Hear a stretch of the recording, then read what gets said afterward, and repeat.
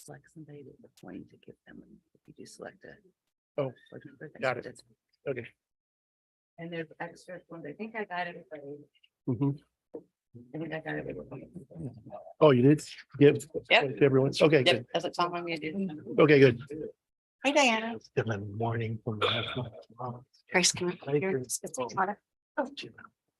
Yeah, father from that. Ahmed, you gonna crack the case? Good to see you. Kind of cold. Well, when you get this many people in the smaller room, it'll warm up pretty quick. Yeah. Well, I got a spot right here.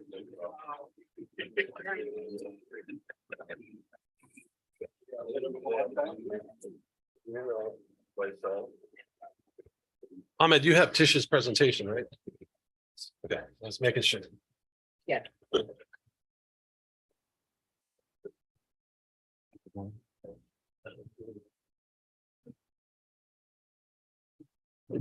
We should keep that.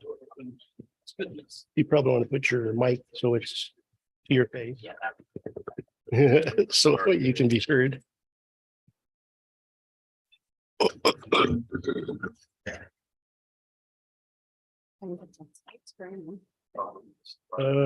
Yeah, on that.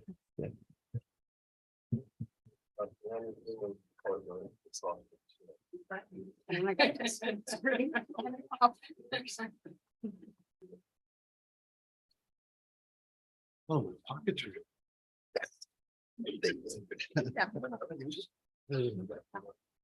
Sometimes these come in handy.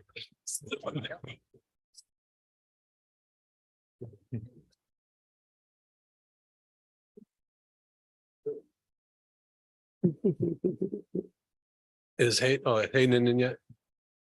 No, not yet. I'm not sure if any, okay.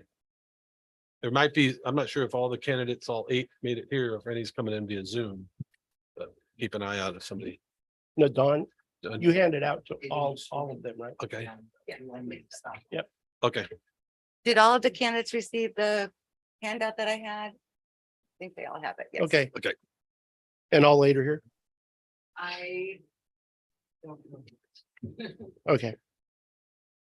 I like, I believe so. okay, I'd like to bring the board out of closed session and ask for a report on potential action in the closed session. Yes, I would. The board met in closed session to discuss 4 items. There are 3 items: conference with legal counsel, anticipated litigation pursuant to government code section 54956.9 D2. And 1 item, appointment of public employee, general manager pursuant to government code section 54957. All 4 matters were discussed, and there are 2 reportable items. 1, the board authorized staff to enter into settlement negotiations with the Terraces at San Luis Rey Homeowners Association regarding a billing dispute. And 2nd, the board authorized staff to enter into settlement negotiations with USAA Insurance regarding a subrogation claim at 31951 Wrightwood Road. If settlement agreements are finalized on both items, then the settlement agreements will be available to the public upon request. And that completes my report. Thank you, Alfred. I'd like to repeat call to order and ask everyone to stand for the pledge. Hand over your heart. Repeat.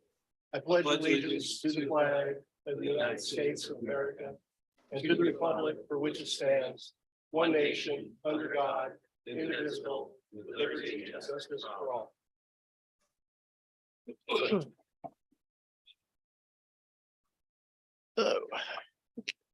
We have a roll call, please.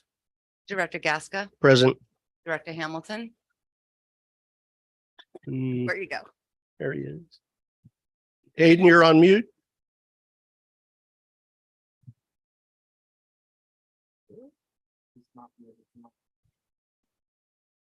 All right, well, he's not here this yet then. I don't Director like it. Mack. Here. And Director Townsend Smith. Here, And Director Hamilton's here too. Okay, He's there. thank you. All right, now he's. maybe he was double muted. Let's see, any amendments, deletions? We're gonna Thanks. move item 17 ahead of item 16. as we Okay. discussed previously. Right. That's no other amendments. Instructions for allowing public comment. If at any point anyone would like to ask a question or make a comment and have joined this meeting with their computer, they can click on the raised hand button located at the bottom of the screen. We will be alerted that they would like to speak. When called upon, please unmute the microphone and ask the question or make comments in no more than 3 minutes. Those who have joined by dialing a number on their telephone will need to press *6 to unmute themselves and then *9 to alert us that they would like to speak. A slight pause will also be offered at the conclusion of each agenda item for discussion to allow public members an opportunity to make comments or ask questions. Was there any oral or written communications from the public? We did not receive any written communications. No reason. Okay. Do I need to read that portion or can I dispense? Yeah, there's nobody here to. Okay. Do it then. That's. So moving on to item 15, employee recognitions. All right. Well, I have the pleasure of introducing a couple of our employees, one of which is 15 years with us, Ruben Lopez.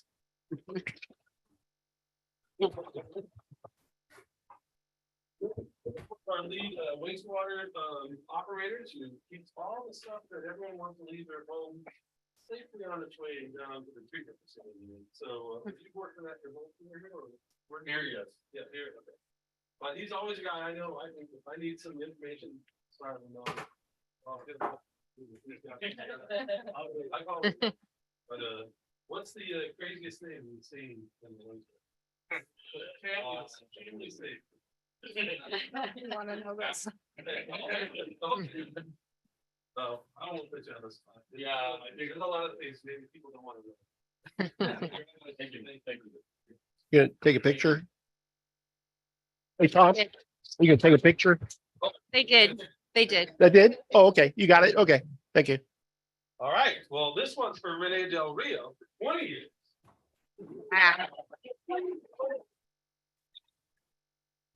Hey, who keeps all of our vehicles moving, our backhoes operating, our every little piece of equipment that we have out there that comes out there, dig holes, compactor, anything pump water, he's the guy who keeps it all running, and it's an indispensable part of our operation. Without him, nothing rolls, nothing gets done, and he's been doing this extremely well. This whole time he's been mechanic. Yeah, and it's been, I've, 35 years in this business, had a lot of different fleet mechanics, working over the years. This one's the best for sure. So we're happy to have him and hopefully we get to keep it for a while longer, but it's 20 years. Who knows? Thank you.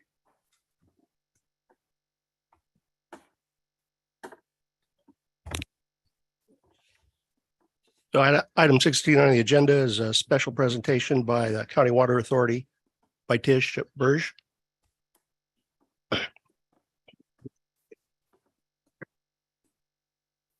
Thank you so much and good afternoon, members of the board and Director Kennedy, legal counsel. Thank you so much for inviting me to be with you today. I have a short presentation on our upcoming budget and rate process.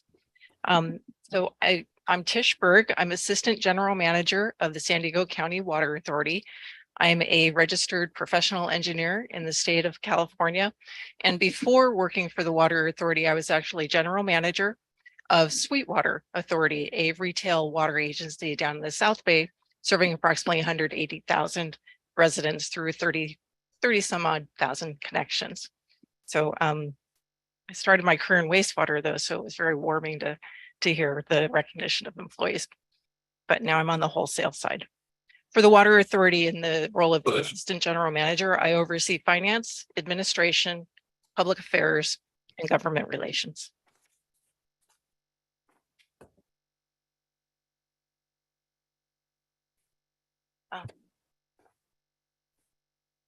Great. So ensuring that there's enough water for the region is a 24/7, 365 job. It takes creativity, innovation, and a lot of hard work. The San Diego County Water Authority was formed in 1944 through state legislation, and we provide planning for wholesale water for the region. We do that delivering water through 310 miles of pipeline, some of which are big enough to run a truck through. And we have a 36-member board of directors who provide us guidance, including Director Kennedy. Thank you for your service. And yours. Representing 24 different member agencies. We've been doing this for 75 years, and we're very proud to be serving the 3 million individuals within the county. Like many of our retail member agencies, we're encountering significant challenges associated with inflation and other factors. So when we embarked on our 2-year budgetary process, we were looking at increased cost of water, increased costs for energy to treat that water and move it, as well as decreased sales of water associated with the unprecedented rains that we've enjoyed over the winter, and then also reduced revenue through the shutdown of Lake Hodges and our hydropower operations there. Many of the same inflationary pressures that our member agencies are facing. Now, as a former director of finance with Rincon del Diablo Municipal Water District and as general manager of Sweetwater Authority, I understand how affordability is front and center for our retail agencies. It is a combination of factors really that makes up the rate that our end user, our ratepayers pay, with wholesale being a key component of that.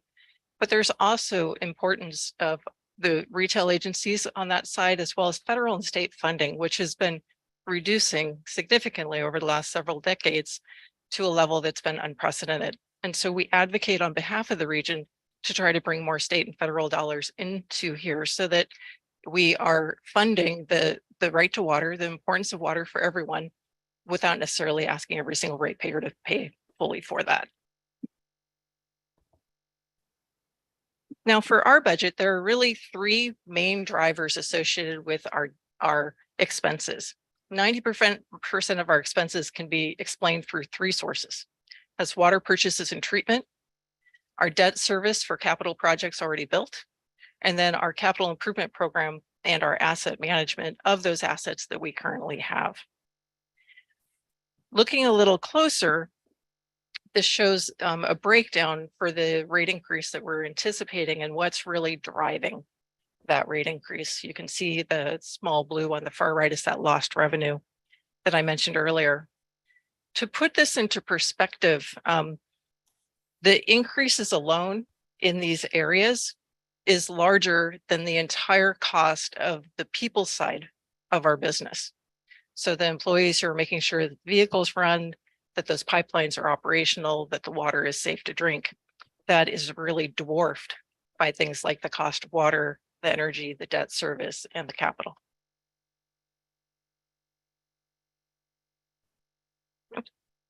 We've been able to keep our rates under 5% roughly for the last decade.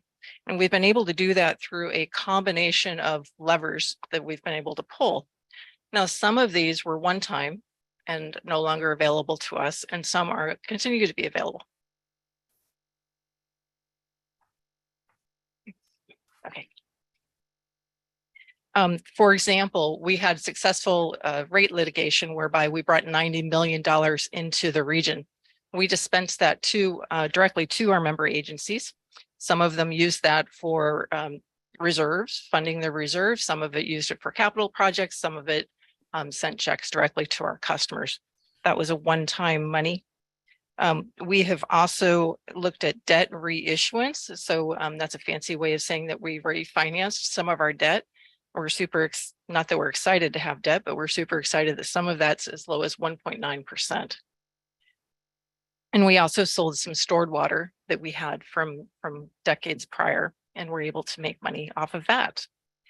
So those unfortunately are not available to us again, but what is available and what we've been looking at is continued use of our rate stabilization fund and continued use of outside funding. I mentioned the federal and state and how important that is.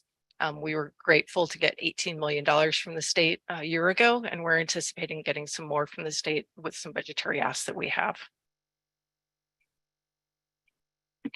So we've had 8 public meetings to discuss our budget and our rate process. When these meetings started, we were looking at a 13.7% rate increase.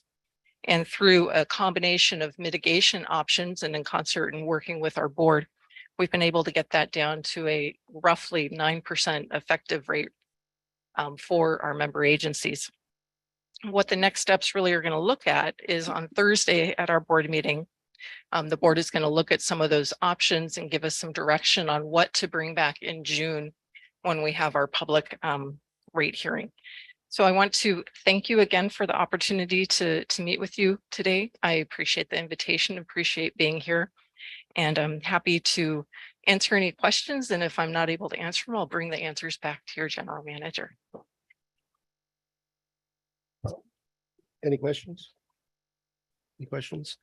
I have a few. In looking at your charts, especially the ones where you described funding and whether it was the different sources of income or the opportunities to provide money back, there were no numbers there.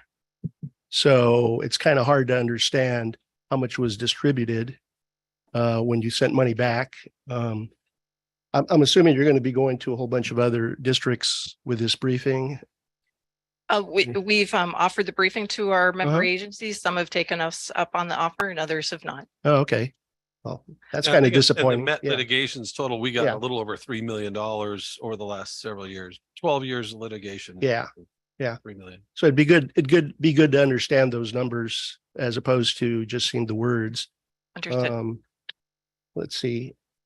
I think that was basically the main driver for me. Yeah, and I guess, because I serve on the board, to clarify, when Tish was talking about the 13.7% Yeah. rate increase, that was using the Water Authority's all-in treated rate metric Right. that's been used since 2004 or 5, same Yeah. method of calculation. That got brought down to about 12.1%, Mhm. but then they developed a new thing called, and it may be more accurate, as I Yeah. said to Pierce in the meeting, the effective rate impact to get it down to the 9.25. And I think that the all-in melded rate use over the years has been challenging because it's different for every member agency. Like Right. we have PSAR, or we have water we don't pay transportation on, so our rate is a little different. And so the new effective rate that shows at 9.2, if they had used the other exact same metric, it would be about 2 to 3% higher. But that's just Yeah. quibbling here. You just triggered something. One other chart. You showed that the average increase over a number of years has been 5%. Hasn't been that to this district. It's been how much? Around 8%. Okay. So I think it's important that, when you provide the briefing to whoever else, that you have those specific numbers that are impacting the district itself as opposed to generally what the average is to County Water Authority. That's excellent feedback. And when we meet with our board on Thursday, we're providing different rate scenario alternatives. And Mhm. with each one, we're showing impact by member agency. That's feedback we've gotten from our general managers and our board members. And that's a big reason behind why we've shifted how we talk about our rates. So thank you for that feedback. Okay. Hayden, do you have anything you want to comment to? No, I don't. I'm more waiting for final numbers than the generalities that Trish has presented. Okay. Well, thank you, Trish. You're very Thanks, welcome. Tish. Thank you again for See you the invite. today. Would there be any comments or any questions from the audience? Okay. Yeah, sure. They just announced that there's been an agreement with several states to release more water to California. Is that gonna affect our rates, better or worse? The voluntary agreement is actually very positive for Southern California and for us. We see that as continuing to follow the law of the river, which helps protect the water that we receive. Additionally, it's our understanding that the cost of the water that's going to be afforded to those who no longer use it or voluntarily conserve is going to be based on the water rate that we pay plus some mitigation. So we're very pleased with the deal. I guess in the long story, well, we don't have all the details on that. Most of the funding that the feds are gonna pull out, which some people consider a bit of a shakedown by the people out in the Imperial Valley, will stay out there. There won't be federal money coming into here to mitigate our rates. Our cost won't change. It's just the supplies won't be interrupted for the next 2 or 3 years. Okay. Could you state your name for the record, please? So we have that recorded. Anderson, OCKLAND Anderson. Thank you. you have another question? Sure. So my question has to do with the calculus for the notion of a fair share. When you talk about your member districts and every district being charged a certain rate, and the feedback with regard to the 8% that we were having to pay it in Rainbow, what is that calculus for fair share, and what is involved in that? Okay, thank you for that question. We're required as our retail member agencies to follow Proposition 218 and Proposition 26, which is that we do a cost of service study. And what that is we make sure that the cost to deliver water to you, that we don't charge you any more or less, and that the rates we get from you isn't subsidizing sending water or delivering water to your neighbor, just real roughly putting it that way. So when you look at that for the water authority, we have a combination of fixed and variable charges. And I don't know specifically your water bill, but I'm going to imagine based on my experience at several member agencies, you have a fixed component of your water bill and then a variable component, and perhaps there's even tiers on that variable component. We have the same thing, except we have multiple different fixed costs, and then our variable depends on whether you want treated or untreated water. So those vary depending on how much a member agency has used and whether they're increasing their usage or decreasing their usage.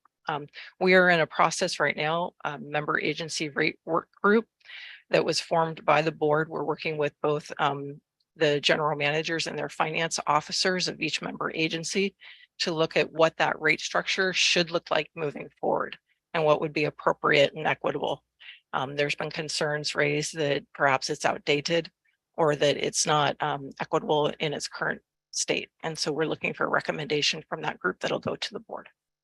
You're If I could welcome. add to that, having been on that board for 9 years and also been doing water for 25 years, there's broad disagreement within the water authority member agencies as to what equitable means, but the way it goes at the water authority is that whoever has the most voting percentage wins. And so you have seen this be in litigation in the 90s, and generally the people in the north think they're getting the short end of the stick, and the people in the south don't in generally. And so a lot of it comes down to the difference of how water rates impact rural agencies who have large lots, or agriculture, or people who are larger water users, and declining sales, and how that rate structure hits them differently than other places. So I do agree with what Tish said about cost of service, having been there, but there's broad discretion within boards to say what appropriate allocation of costs is. And but what the board has given staff the direction to do, they dutifully carry out. But it wasn't ever a unanimous vote. Let's just put it that way.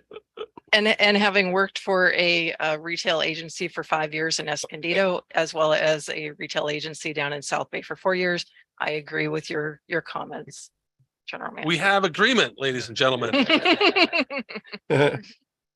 Well, we've accomplished something, Meg. Yeah, there you go.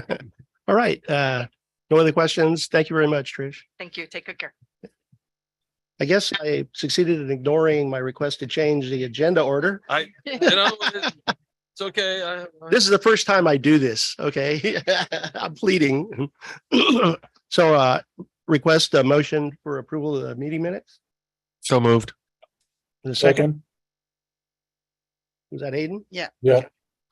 It's been moved and seconded to approve the minutes of April 25th meeting. Any discussion? There being none, ask for a roll call vote. Director Gasca, Aye. Director Hamilton, Aye. Director Matt. Aye. Director Townsend Smith. Aye, thank you. Item 18, the Board of Directors comments, reports. Item A, President's report. Nothing to report. Okay. San Diego County Water Authority. Well, as Tish just explained, we have the budget and the rates discussion going on. It's been hot and heavy for the last couple of months. The 13% became 11%, and then it became, sorry, this thing should be off. It's off. It got truncated down. There was some changes in the math as I described, but I think some of the changes might be for the better. I just wish they had used that same math the whole way through. But we are looking at significant rate increases. The Water Authority is faced with a difficult challenge in that their regional water demands are budgeted at 360,000 acre feet a year. And they've got take or pay contracts for 330,000 acre feet a year. So we're under 10% away in a drop in demand to getting to where we're paying for water we don't get. And that's a big challenge. And this is one of the focuses of many board members. But the Water Authority staff is forecasting to increase the demand to 50,000 acre feet over the next 5 years, which many of us don't agree is going to happen based on what's been going on for the last 20 years where the sales have been declining. So when they say it's going to be 9% this year and then 8% next year, if it's a wet year again, then it's going to be more than 8% next year, because the reality is that they've got to pay for the water whether they use it or not. So hopefully the process that Tish described with a restructuring of their finances and whatnot, or maybe even a municipal service review from LAFCO, can get some structural change on how they go about it. But it's the prospect isn't super awesome for rate relief coming from our wholesaler in the near term. Okay. Any comments from the board? Any questions from the audience? CSDA. Unfortunately, there's nothing to comment on. We had that meeting was last Thursday, right? Yep. I wasn't there. We had the CSDA quarterly dinner meeting last Thursday. It was well attended and a fine affair. There was trying to remember who the speaker was. It wasn't super memorable for some reason. Keen? What's that? Oh, Keen well, Keen was one of them. Keen Simons. That's right. He from LAFCO was one of the primary speakers, but it was it's always it's good to be back in person with those folks and meet up with your different colleagues to They're back at the butcher shop. yeah. And Kyle Packham, who's the legislative director for CSDA statewide, flew down from Sacramento to present to the group. And it's always good to see Kyle. For those not familiar, California Special District Association is a statewide agency of special districts. And there's a local chapter here in San Diego County that the district's a member of. So that was the quarterly meeting that's held. Item 3, LAFCO. LAFCO's meeting on June 5th. Nothing's going on that day. No, LAFCO will be meeting on June 5th. And while they'll have some other things on the agenda, the main topic of discussion will be the reorganizations proposals from Rainbow and from Fallbrook for detachment from the Water Authority. So if anybody hasn't seen the staff report and information, it's all on LAFCO's website. We encourage anybody who's interested for or against to participate in any way they can. And we're looking forward to, after 3.5 years, getting this in front of the commission to try to get a decision. Yeah, I posted on Nextdoor Neighborhoods the link to the website, specifically where the report is. So if you're active on that site, you can probably find that link. Yes, Supervisor Desmond declined to grant relief to people who suffer with Caltrans and the I-15. So it's starting at 8. We're time certain at 8:30. So it's going to be an early morning for everybody to try to beat the traffic. It's really ridiculous, but that's life in North County. Okay. Item 4, Santa Margarita River Watershed Water Master Steering Committee. Nothing to report. Okay. And then Aqua. We had a conference a week ago, and the very first day was very interesting. JPIA, they informed the agencies that 2 things that they really were letting everybody know about. One was the property damages fees, but the agency Property liability. is going to be going up because of the fires. And then the other half was on cybersecurity and their concerns, and they're actually having a harder time. They got some quotes from some companies, and they really didn't like what they were coming back on, what they wanted to charge all the agencies. So they're looking to go to hopefully to a different carrier and try to change some of the parameters. They just weren't happy with the thing, and they were just going again I think there was one payout of like $10 million that an agency got hit on, so. Then the next day was very fascinating. I thought they had this one meeting where Paradise, the mayor, and an assistant city manager was there, and they started right off bat and they said, well, it's because of us if your fire insurance is being canceled or going up, you can thank us. And they went over some of the things that their city suffered. And one thing they really brought up, the mayor, which was something we might want to consider, that he goes, because of what they've learned in any type of disaster, it's probably very good to get a good rapport with your fellow cities and agencies. So if there is, like we have in the past where Robert, we had problems, and I think it was Oceanside that came in and saved us. Oh, mutual aid stuff. We go Yeah. back and forth with Yeah, our neighbors. and they said, because I think they said they had 36 employees, and like 30 of their homes were destroyed, and so they were just devastated. So they were really short staffed, and so they had asked for neighboring cities to come and help them just survive. And they said, yeah, that's something you might want to start working on, get that good rapport with your neighboring cities. Yeah, we have, Help we also each have other. mutual aid agreements in place to share facilities, equipment, people. So very, very informative. Unfortunate for people in Paradise, so that's it. All right. think- See, yeah, But we want to get the a report up AB from all the yeah, different board members. the AB 1, 2, 3, 4 reports. So For each the board aqua member conference. needs to provide input. Patty? Yeah, I'm if- confused. From the Aqua Conference, you got a report out from your attendance at the Aqua Conference. Well, I was a newbie, first time. So. Don will send you the form to fill out. I did have an opportunity when I was up there to get about 20 minutes with Joaquin Esquivel, who's the chair of the State Water Resource Control Board, Really? which was good. You know, that's Yeah. sometimes it's hard to get in front of people like that sometimes. And it's sometimes at these events, it was actually at the Nossaman event. And that went good. And then at a different one, I got a chance to spend about 15 minutes with JB Hamby, who's the chair of the Imperial Irrigation District Board, and talk about Oh, really? the Colorado River issues a bit that were mentioned earlier. And that was enlightening. And it's good to make that contact because, sometimes you hear things in the media, you hear things are from around the water cooler of water agencies, but once you can make that contact, you can get the straight poop if you need it. So, that's one of the benefits of going to these things is being able to, and especially for directors, to meet other directors from other places and ask them how they did it and make sure we're following the best practices here. Yes, since we seem to speak in a lot of acronyms, AQUA is the Association of California Water Agencies. So wish I could have been there, but got to work the home front sometimes, especially when it's an operation on knees. Yeah. Any comments from the directors? Hayden? No, Not this time. Okay.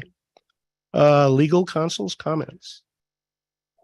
I did a written report, an update on 2 legal items. The first was an update on the Brown Act and CEQA. There was a case where the California Appellate Court expanded the requirement to include CEQA exemptions on the agenda for public agencies, and all of the staff decisions, whether there were, EIRs or MNDs, which is an expansion of the law because under current law, staff can process a lot of the kind of more routine, exemptions at the staff level without having to bring it to the attention of the board and on the public agenda. So the trial court basically ruled in favor of in this case, it was the city of Thousand Oaks, because they didn't include the categorical exemption for a contract on there. But the appellate court overruled the trial court's decision saying that, these types of matters should, under the Brown Act, now be included, which is a big expansion of the law. So there was a lot of concern about that expansion. So they ended up doing an appeal to the California Supreme Court. The California Supreme Court basically declined to review the case, but it depublished the appellate court's decision. So it's kind of an interesting history there.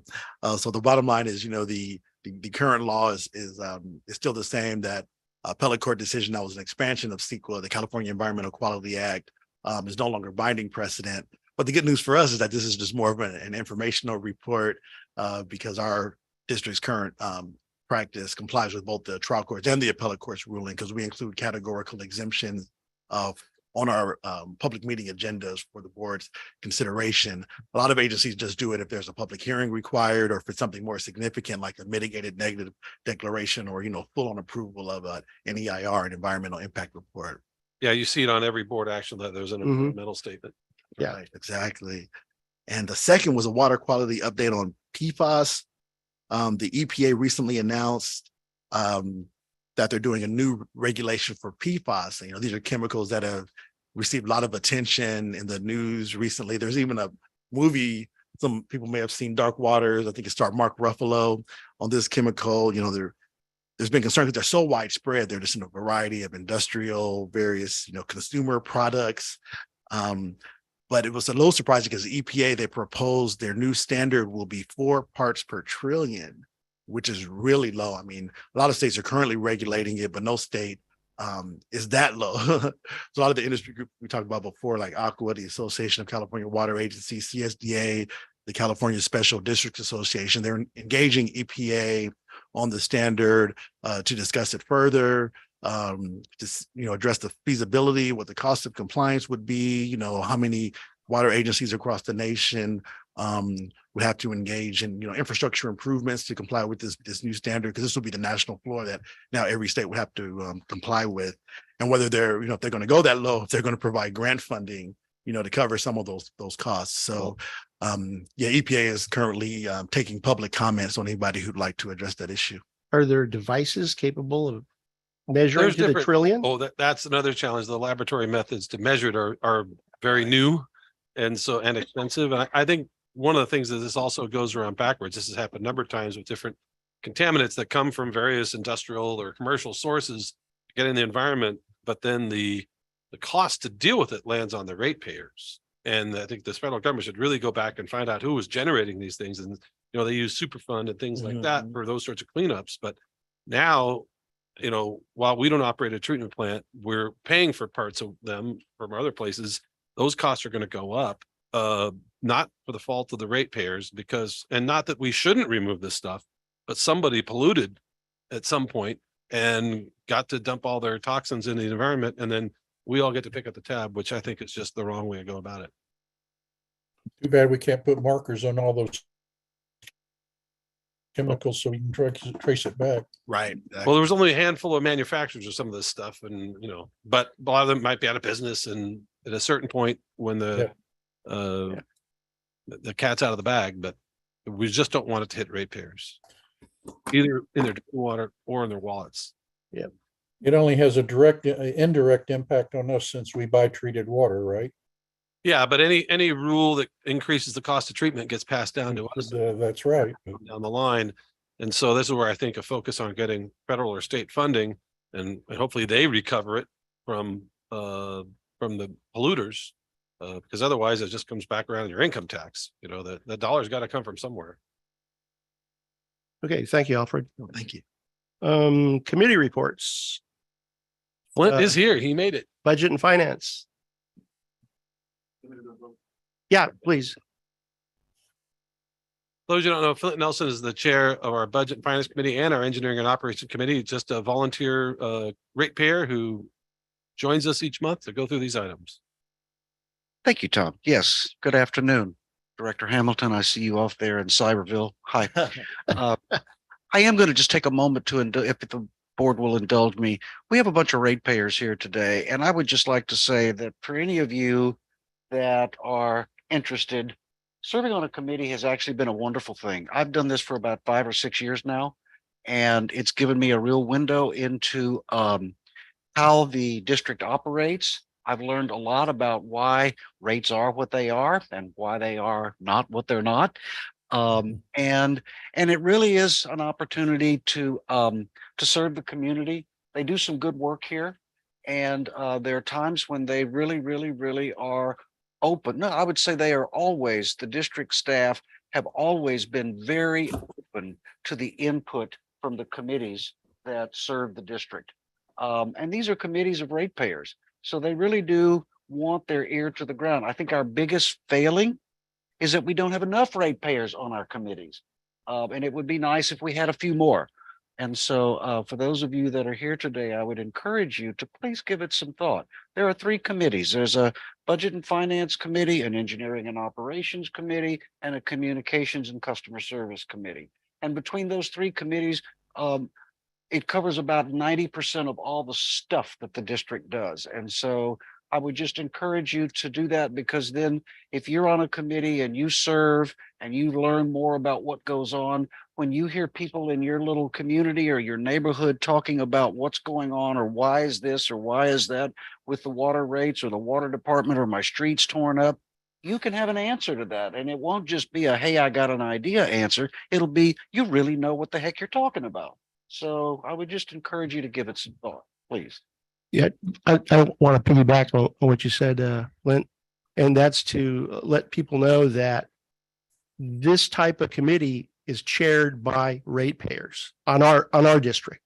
There aren't any other districts out there that I'm aware of, at least in San Diego County, that has a ratepayer-run subcommittee. Okay, and pretty much nothing comes to the board without it having been vetted through the committees first, and they recommend for our approval. So it's a very strident process, I would say, that looks to put as many eyes as possible on what we're trying to accomplish here. And I voice what Flint said, encourage you to take a look at the committees and how you can participate. I think this is probably the most transparent water district, at least in Southern California, because it is open. Anyone can come and attend. So I would encourage you to do so. Moving on to the business at hand. Budget and Finance Committee, we met on Tuesday, May the 16th. And the primary bit of business that we did was the budget presentation that you're going to see a little later today. And unfortunately, I'm not able to stay for that. Tracy's got it well in hand. But I do want to just put a point out there. You know, we've had a lot of inflation over the last several years, especially the last couple of years. And when you look at the operating costs of the district, not the cost of the water that's been purchased, all of that is driven by other forces. But the $14 million that it costs to run this district, you will find that not only for the year that is currently ending, about to end for the past 12 months, but also for the budget for the upcoming year, the costs that can be controlled, the cost of operating this district are well below the annual and the local inflation rate. So while corporations and others have increased their margins to increase their profits and to feather their nests, this district has not done that. This district has held costs down. And that is a function of people working together and practicing good management principles and treating the ratepayers' money as if it was their own. And I think that that's a real testament. And I don't know for sure how well that will come across in the tedious aspect of the budget presentation you're going to hear. And I don't mean that negatively. It's just there's a lot of stuff there. But I do want to impress upon the board and to the ratepayers that are here and listening that the district does an extremely good job of managing its costs and keeping its costs down and not ballooning its budget. So I just want to say that. And I think you'll see that in the budget presentation today. The Engineering and Operations Committee met on Wednesday, May the 3rd. You have 3 items on your agenda, items 27, 28, and 29. All 3 of those items came through the Engineering and Operations Committee, and after hearing the staff presentations and asking questions, the committee did recommend that the board adopt the recommended staff position on each one of the items. So if you have any questions, be happy to answer them. Any questions? Hayden, you good? I'm good. Okay. Okay. Communications and Customer Service Committee. I'm going to take this one, Hayden. If you can, Carleen, please. Okay, the committee met on May the 4th. Tom gave an update on the LAFCO hearing that's scheduled for June 5th.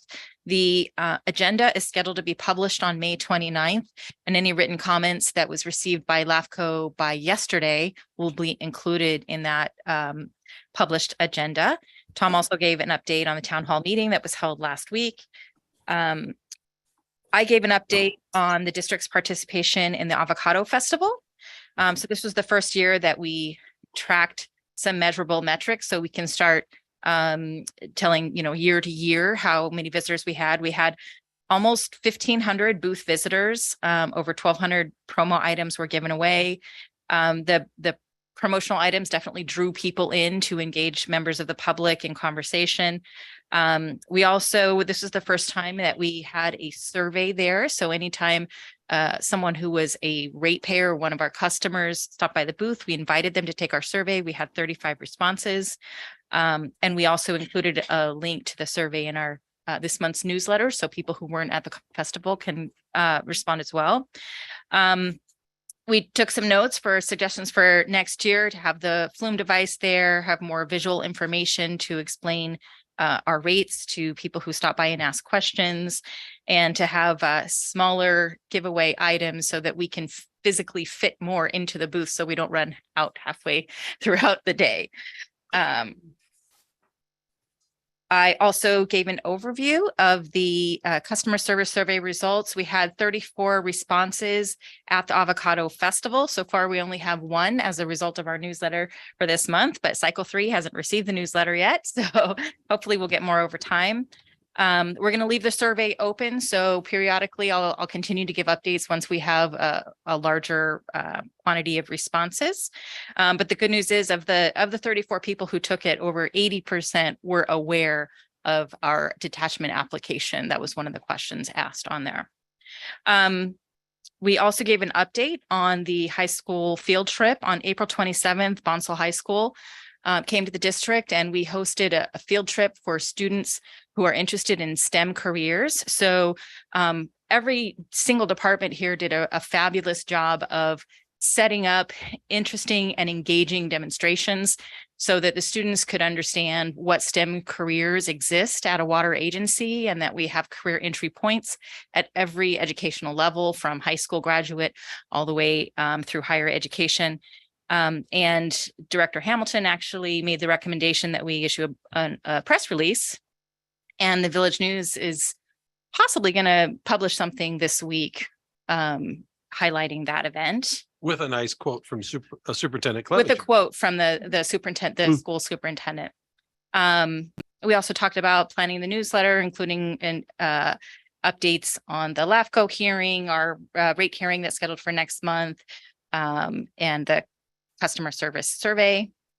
The committee took action to reappoint Bill Shute as the chairperson. That had been deferred since October. And they are recommending to the board, which is on the agenda for today, to appoint me as an alternate in case they need an additional staff member in order to have a quorum. Eventually, we might bring our new communications person on and recommend them as an alternate. But for now, the committee recommended me. And Tom highlighted a media story that was published in the Union Tribune earlier in the month, and that pretty much sums it up. Okay, thank you, Carlin.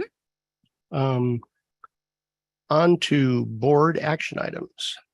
Item 20, discussion and possible selection of Division 1 Director and approval of a resolution number 23-9, a resolution appointing someone, Insert blank. insert name, as Director of Division 1 of the Rainbow Municipal Water District.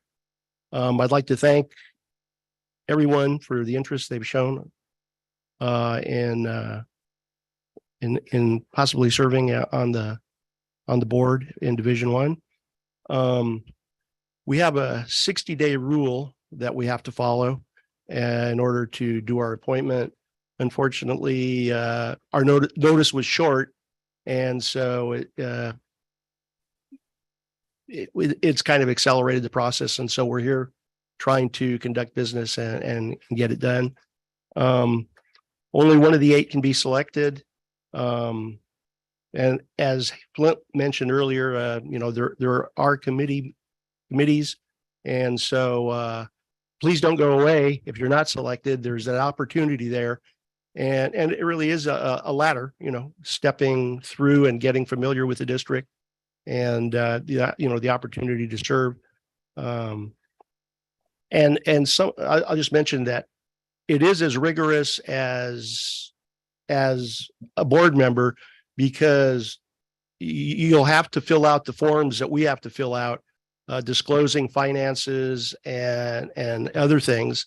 Conflict of interest to satisfy what's required by the state. So, and as I mentioned, you'll review what we review and actually have first look at it. Let's see. In fact, I'll mention that our board president, Hayden Hamilton, started out on a committee. So, I mean, that was his stepping stone, if you will. We handed out the sheets to you to kind of collect your thoughts. We'd offer each of you 5 minutes to present to us, and what you're why you're interested and how you could help to serve the community. Excuse me. Well, this is an open meeting. We'd ask that you perhaps give each candidate the opportunity to be interviewed by us separately. And so if the different other members or member candidates would step out, we'd appreciate that. Our plan is we've put everybody's name into a box. Alfred's as our legal rep is going to do the drawing at random, and that's the order that will take you in. And so that would work. And just as Mick said, we have to conduct this in public. We can't go in behind closed doors and discuss it. It's a little unusual sometimes when you're interviewing people, like a job interview, you don't have them all in the room when you're discussing who you're going to pick. So if the discussions seem awkward, that's because it is a little awkward, but that's the law. So we're going to do that. Afterwards, one or more board members will make a motion on a candidate, and then there'll be a second. And then if there isn't a second, there'll be another motion. We'll see how all that goes. So we don't know how it's going to go. Because this is the first time. Well, not the first time. Well, with 8, this many the 8, candidates, We yeah. haven't had 8. The postcard worked. The Yep. board asked us last time to send a postcard out, and it worked. Usually when we have these really short, truncated things, it's hard to find enough candidates. So, and if, we can't force anyone to leave the room when other else is speaking, but we just want to make sure that each person, the last person to go, doesn't get an unfair advantage from the first person hearing or looking at the reactions on board members' faces. But if you don't want to leave the room, you don't have to, but this is all being recorded, so you'll be able to look at it later. But we just wanted to randomly select the people so that, They have the questionnaire. they have all been given the questionnaire. Thank So you. this way you all know exactly what the board wants to hear about, and you can speak at your up to 5 minutes on each one of them. And we'll, is there any other questions from the candidates? Alfred, do you want to pick the first to go? You got there. Michael Ayers. All right. I think we're going to pick all the names so they know what order they're coming. We'll just go get the next. Oh, one. you'll just go get the next one? Okay, we'll do it that way. And Okay. Bring the next one out. Yep. Yeah. Guys, we want to put it on the record here. Just in the lobby. That's fine.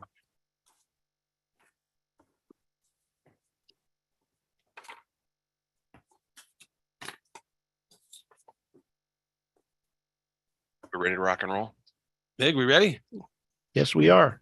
Yep. Thank you. Good afternoon, everybody. It's a pleasure to meet you. My name is Michael Ayers.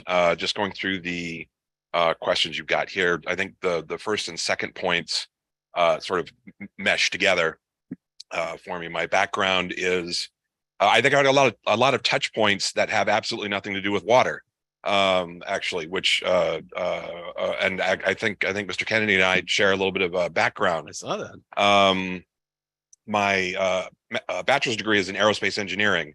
from USC. I also stayed and got a master's degree in public administration.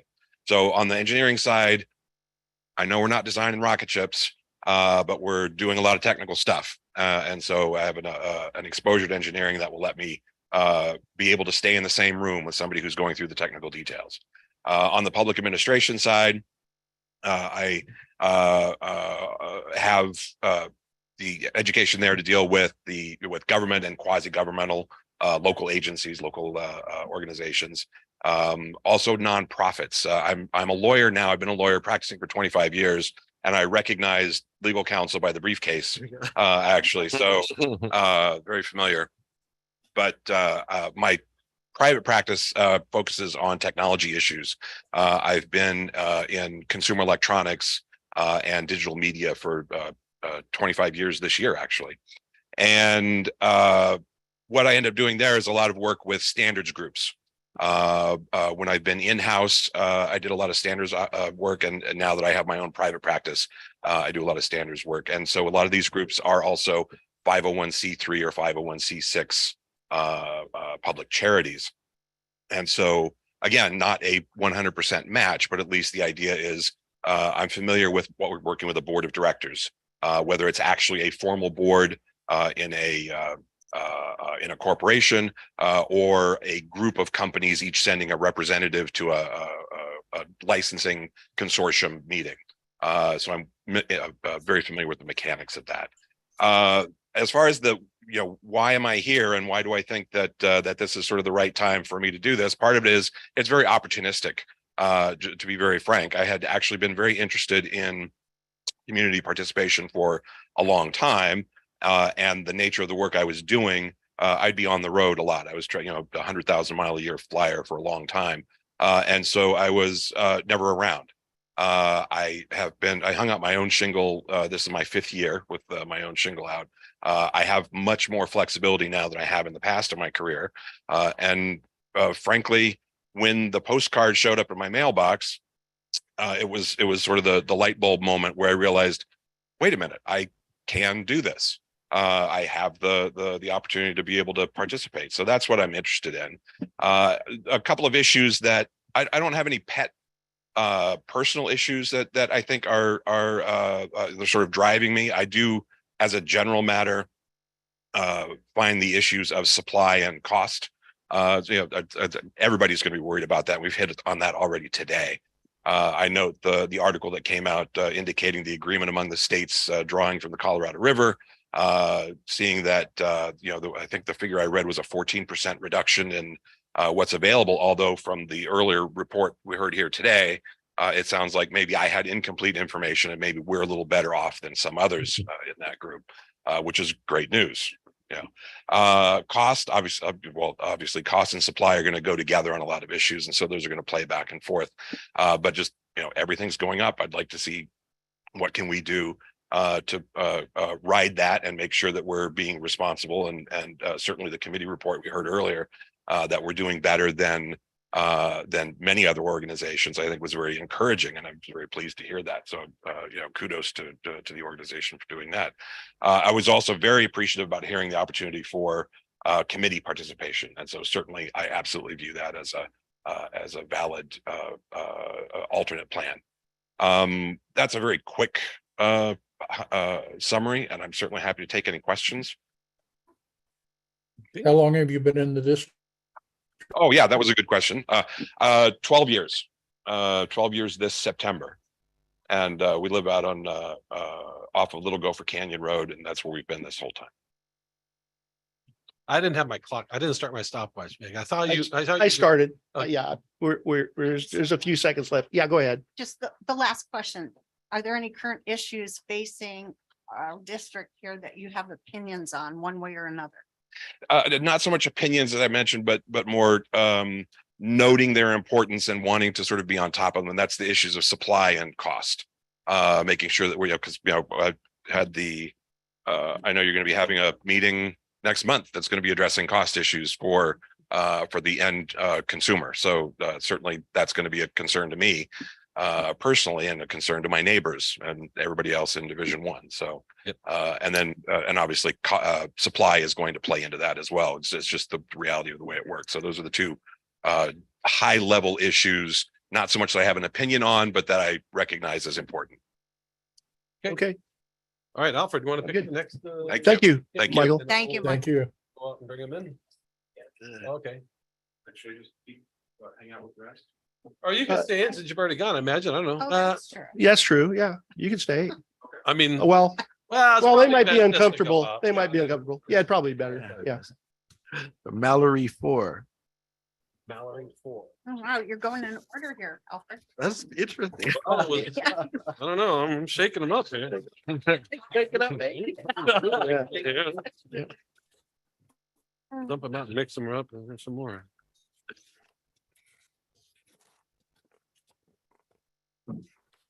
Hey Flint, could you close the door, please? Yeah. Oh, you got it. Oh, check, got it. So, I think the 5 to 7 minutes, I'll kind of raise my hand when you got like 2 minutes left. Okay, Okay? my name's Mallory. We moved to Bonsall 2 years ago, Division One, and we just love the community. Some of my experience or education that could possibly be relevant. 8 years ago, my husband and I started a welding business in San Marcos. And so over the years, we've had to make a lot of managerial decisions and have good relationships with our employees and our customers. And so we've learned a lot. And then before that, I had gotten my wastewater and drinking water operator certificate. But life took me a different direction with our welding business. And I'm almost done with getting my bachelor's degree in urban planning. And so I've taken all of the courses required for the major, and it prepares us to possibly get a career in the planning department with the city. And so, I know all the agencies interact, and so I think this would be a good stepping stone and a good learning opportunity.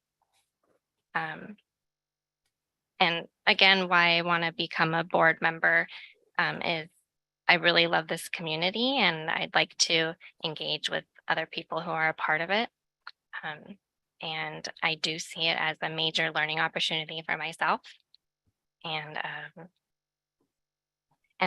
the fact that it's like a fill-in is neat for someone like me, because it's like temporary, and it just seems like, you guys need somebody, and I could see it being, I hope that I could be helpful to the board. And any opinions one way or another, not really. I think it's good that you guys are going through the detachment process with the water authority. So interested to see how that plays out. Questions from the board? Yeah. Hayden, do you have any questions? None. No. No, thank you. All right, Yeah, I think we're good. nothing else. Thank you. Thank you. Let me get Alfred to, Thank you. if I can take one out of Kyle James. Is that the next on there on your list? No. No, Okay. All right. We can manage.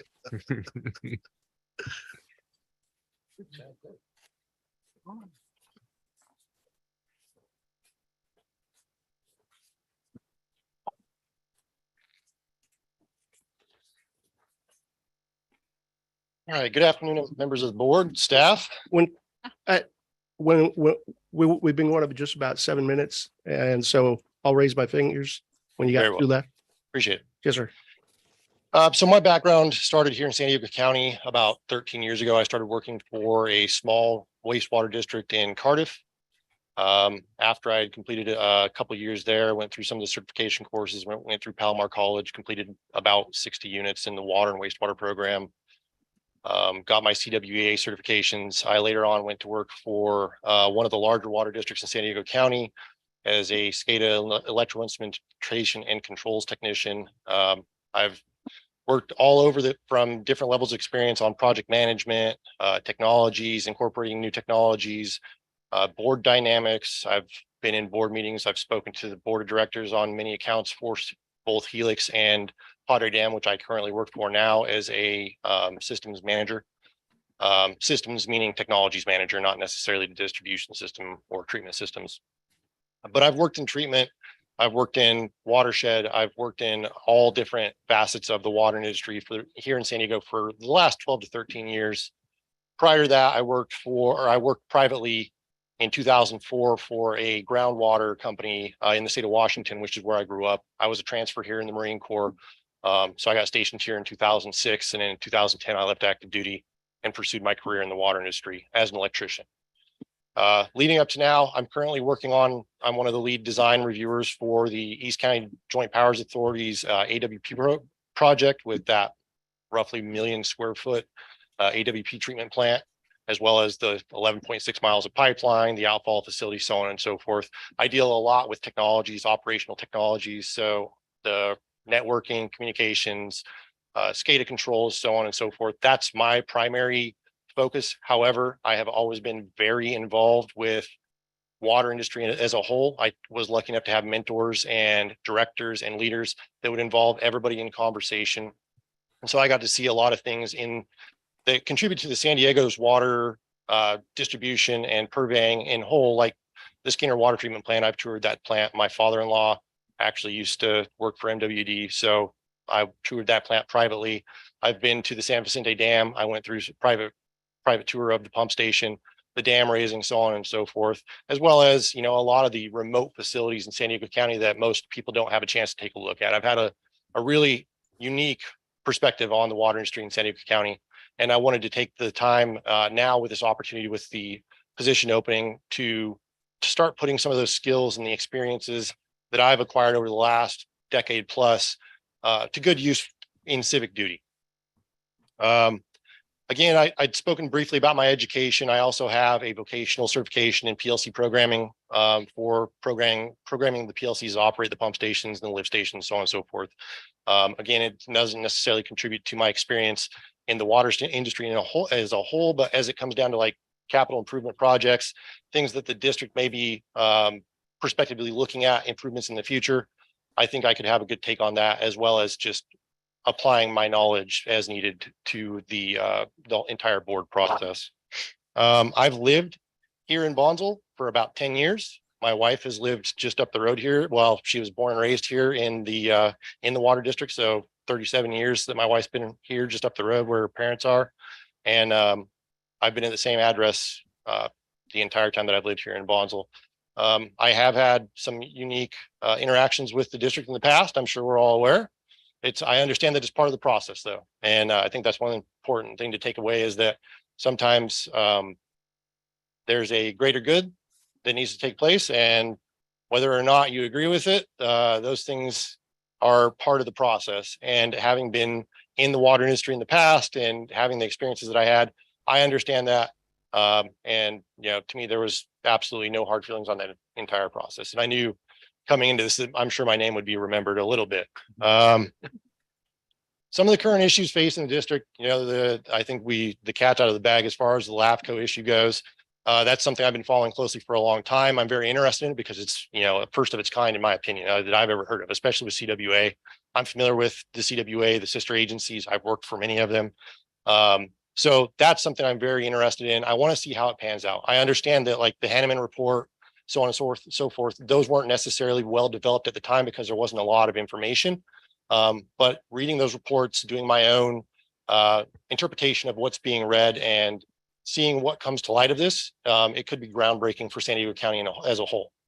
And also, the ongoing issue of rates increasing. I think being a customer and also being in the industry, I have a unique way of explaining the rates and how they're created. And then a lot of it has nothing to do with the water district that may put the water at your tap, but the other organizations that have operations and maintenance involved with delivering that water to that district, right?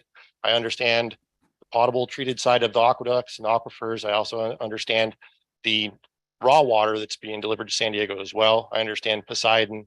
I've been to several of these facilities. I've worked on several of these facilities. I've consulted for the DOD here on Camp Pendleton on some of their water projects. So I have a very widespread knowledge of San Diego water. And again, going back to what got me into this was becoming an electrician in the groundwater industry. So I also have a very good understanding of the aquifers, the groundwater, how the well systems work, so on and so forth. So that's my interest in this board position. And I'm hoping that I can contribute some of my experience and knowledge to moving forward with the board. Okay. Any questions? Hayden? Any questions, Hayden? Yeah, Mr. James, what agency are you currently working for? I currently work for Padre Dam Municipal Water District. Okay, thank you. Michael? No? No. All right, thank you, Mr. James. Thank you. Thank you. Pick out a hat. Container. Sandra Parsley. Sandra Parson.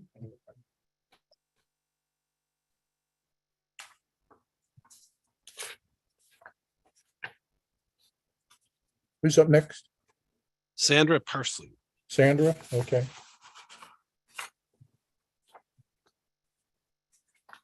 Hello. Hello. Thank you for having me. Oh, hang on a second. So, let me set this up. So we'll give you like 7 minutes. When there's like 2 minutes left, I'll,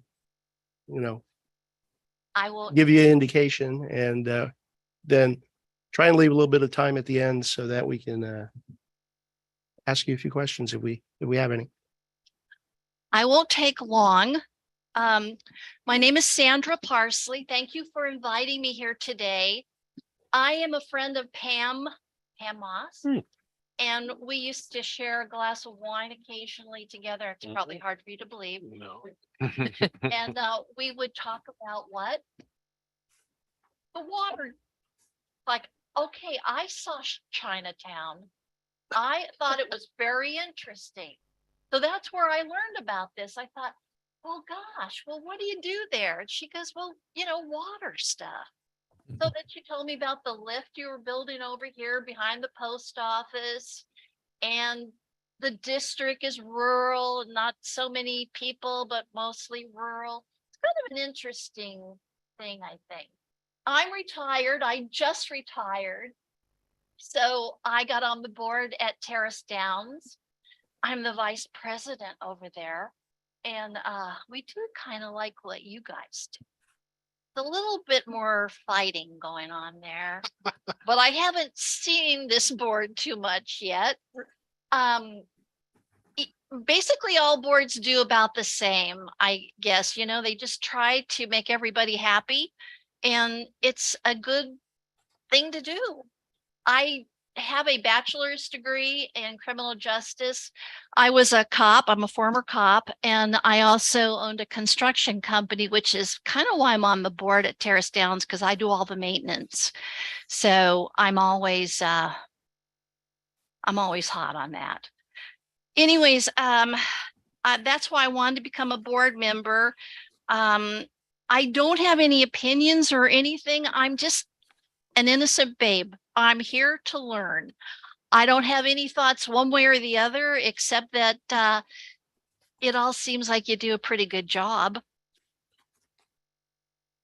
That's it. Sorry, we're taking notes. Okay. Any questions? Hayden? Yeah, well, that's the same one I've been asking everywhere else. And Sandra, how long have you been in the district? Oh, I was born in San Diego and moved to this district about 20 years ago. Okay, thank you. Mike? No, Nope. I have no questions. Okay, I think that's it then. Thank you. Thank you Thank you, for having Sandra. me. Right off. Next up is Steve Kennedy. Steve Kennedy. No Is he a relation to you. relative? Al. No relation? I have no relation to that. There's a lot of us. Is he out? Any more stuff?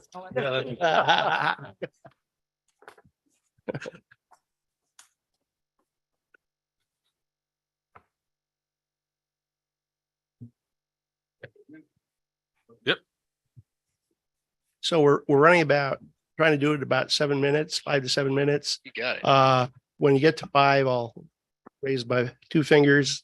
There's a couple minutes left and we may have some questions for you. Excellent. So leave a little bit of room. Okay, I'll just get started then. On question 1, briefly describing my background, including how long I've lived in the district. I moved to Bonsall 20 years ago. I was principal at Bonsall Elementary School. And I was there for 7 years before I went to Menifee. And there I became the superintendent. And I served as superintendent in Menifee for 8 years. I was prior to that in HR, assistant superintendent of human resources. And so I've been working with boards for a number of years, a lot of different board elections and lots of, and every time my situation was every time we got a new board member, I would do the board orientation classes with them.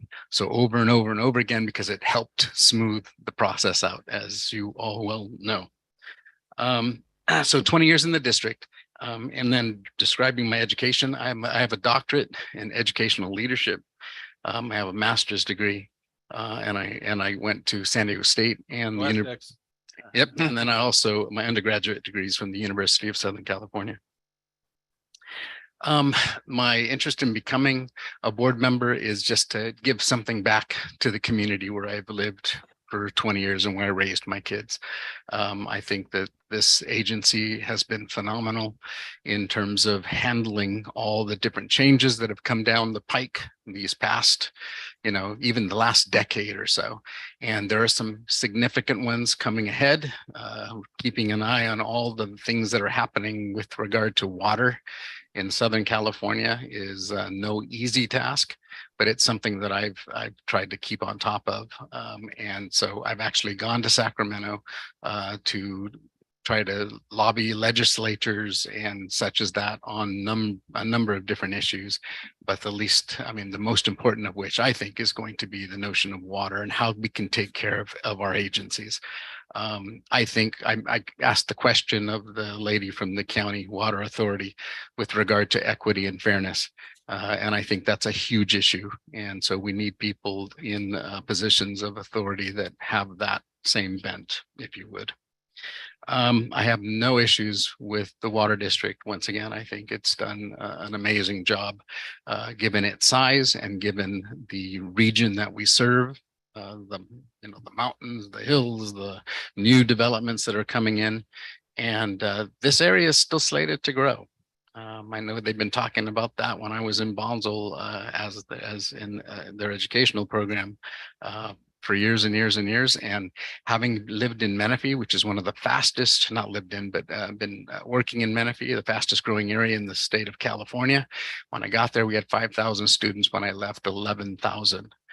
So that meant a lot of infrastructure that had to be planned for and put together in such a manner that would make sure that we're taking care of the taxpayers and the people that are supporting the work that we were doing in those schools.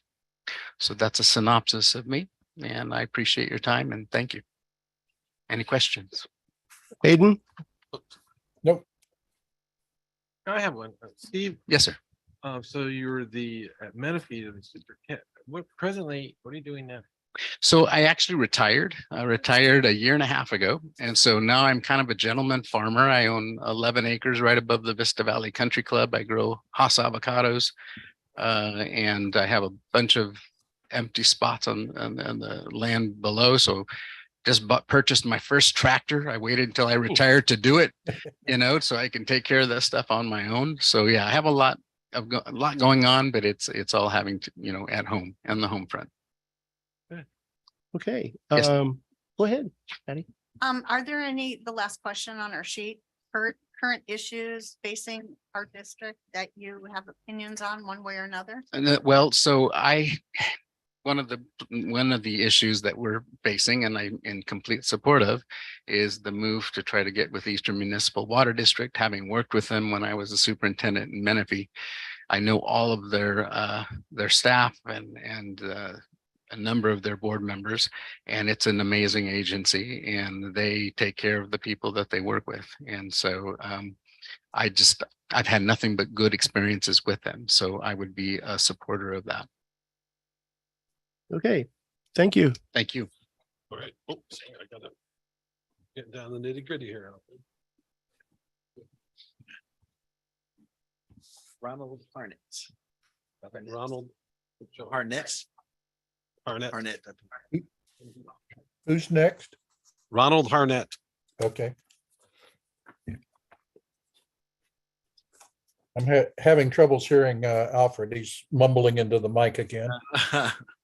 We can get closer.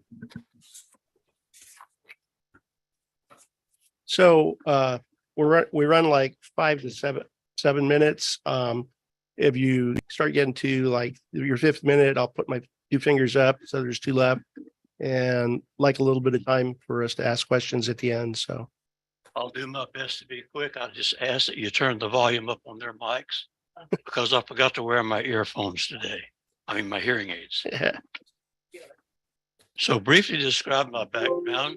So I take that to mean, what kind of a person am I? I come from a very large family. I grew up in Southeast Texas, came to California in 1959. So I've been a Californian since 1959. I've lived in North County since 1977, and I've been in this district for 5.5 years. What about my education and experience that would be beneficial as my role as a board member? I have a bachelor degree in business administration from National University, and I was 50 years old before I graduated. So I took the long road and the hard road, and I was the first in my generation to graduate from high school. I now have 3 children, all with graduate degrees. So education is important. My experience that would be beneficial to this board is that I spent 48 years in public service, and 40 of those 48 years was working for the Department of Defense. And the 2 most notable jobs that I had in the Department of Defense was I was the program manager for a weapons systems acquisition program to replace the Minuteman III guidance system on the Minuteman III intercontinental ballistic missile. And to do that, I led a team of 4 contractors and over 500 personnel, and we executed at the rate of about $2 million a month for over 2 years. At the time I left that program, was on cost, on schedule, and bought all performance characteristics during the engineering design and manufacturing stage. Another position that I had was here at Camp Pendleton, because they closed a program office in San Bernardino where I worked. And I was the director of logistics for Camp Pendleton for the Marine Corps base. And I had about 500 employees working for me. We had a $95 million a year budget. So I understand the scope of large overseeing things. Now, also, I worked at the San Diego County Water Authority for an 8-year period when they were in their peak of their emergency storage project. And I was the manager of administration controls for the CIP program. And during the 7 years that I was there, we were on cost and on schedule and met the requirements of earned value management at 96% during those 7 years. I retired from there, so I just been kind of being a good boy, behaving myself. And you asked here about, are there any issues facing the district that I may have an opinion on? Well, you know, in the spirit of Mark Twain, who says, whiskey's for drinking, water's for fighting over, I am on your side in fighting for detachment. Are there any other issues? Always the issues of rates. And I don't have an opinion on rates other than that they always will go up, not down. So you want to have good cost control measures and good oversight over operations and maintenance to keep those costs under control.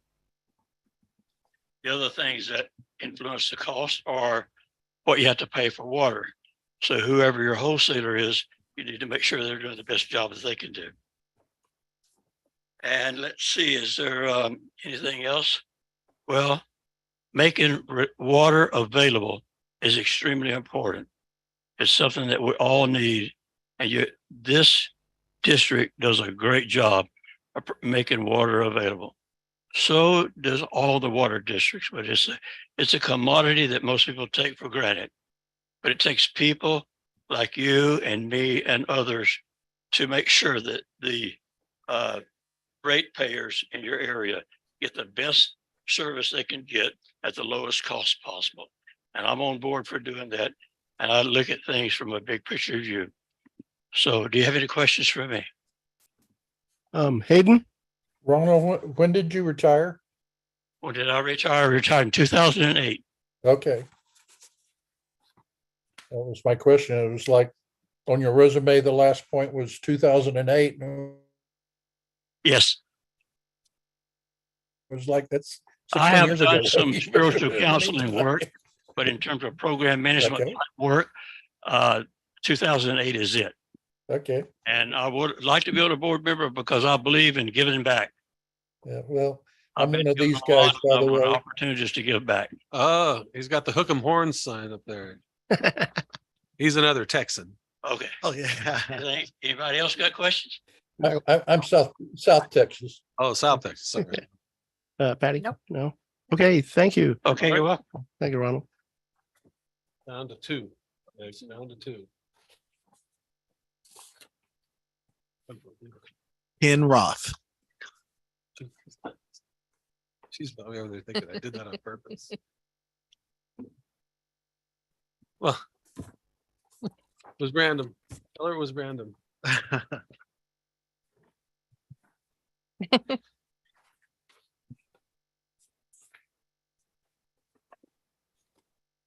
Mr. Ralph, if you could go to the lectern there.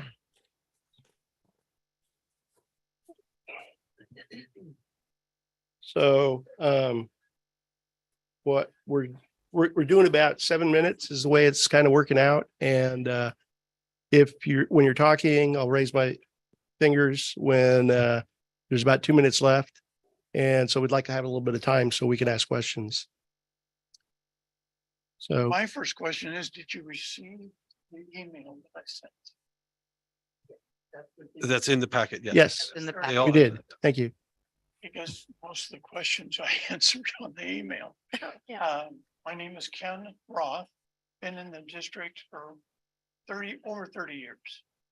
I've been involved both professionally and as a ratepayer with the district. I served as a consultant with the district for a number of years. Thank you. Thank you. I was having troubles hearing it, Ken. So professionally and as a ratepayer, as a professional, I dealt with the district in trying to develop another process for chlorine disinfection and was ultimately successful in assisting the district in their cost analysis and their risk analysis. Also worked heavily with JPIA in many of their other districts, helping them with risk assessment and altering their the use of chlorine. As a ratepayer, I served on the California Avocado Commission, was chair of the Water Task Force team. This was a team that was created in the very early 90s amongst avocado growers. And we went with districts, many districts help to educate the districts on agriculture and the impact of rate and water quality on avocados. And during that time became very well acquainted with MWD in helping them understand what it was to grow avocados in Southern California.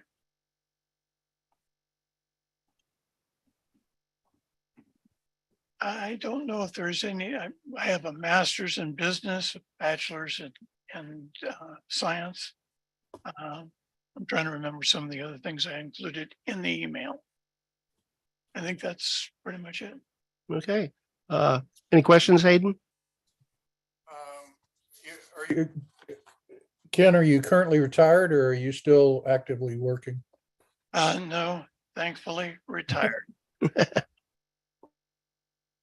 Okay, Michael.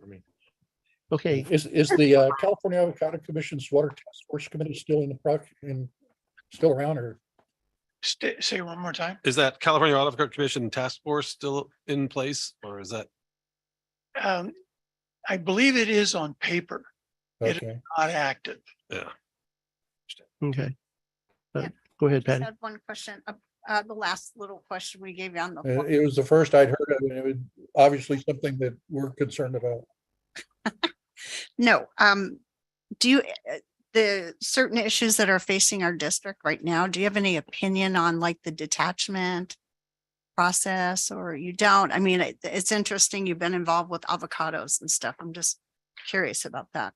I was here when Rainbow and Fallbrook wanted to join forces and went through many of the hearings that were associated with that.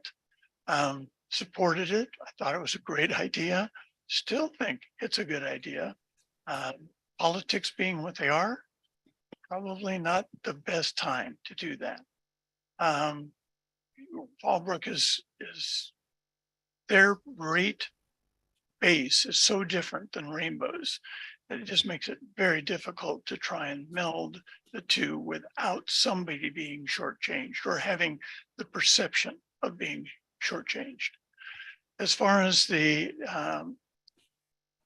disassociation or detachment, yeah, I'm definitely for it. I've done when we were doing the the water rate for agriculture, the agricultural rate program. We spent a lot of time with San Diego County Water Authority. They're a huge agency. They're a just massive amount of things that they have to do. And as what, 3% for agriculture in their rate structure, we just never really got the traction. And I don't think that's going to change. Thank you. Okay. Okay. That's great. You need the I think- blue slip? Yep. All right. Thank you. Thank you, Ken.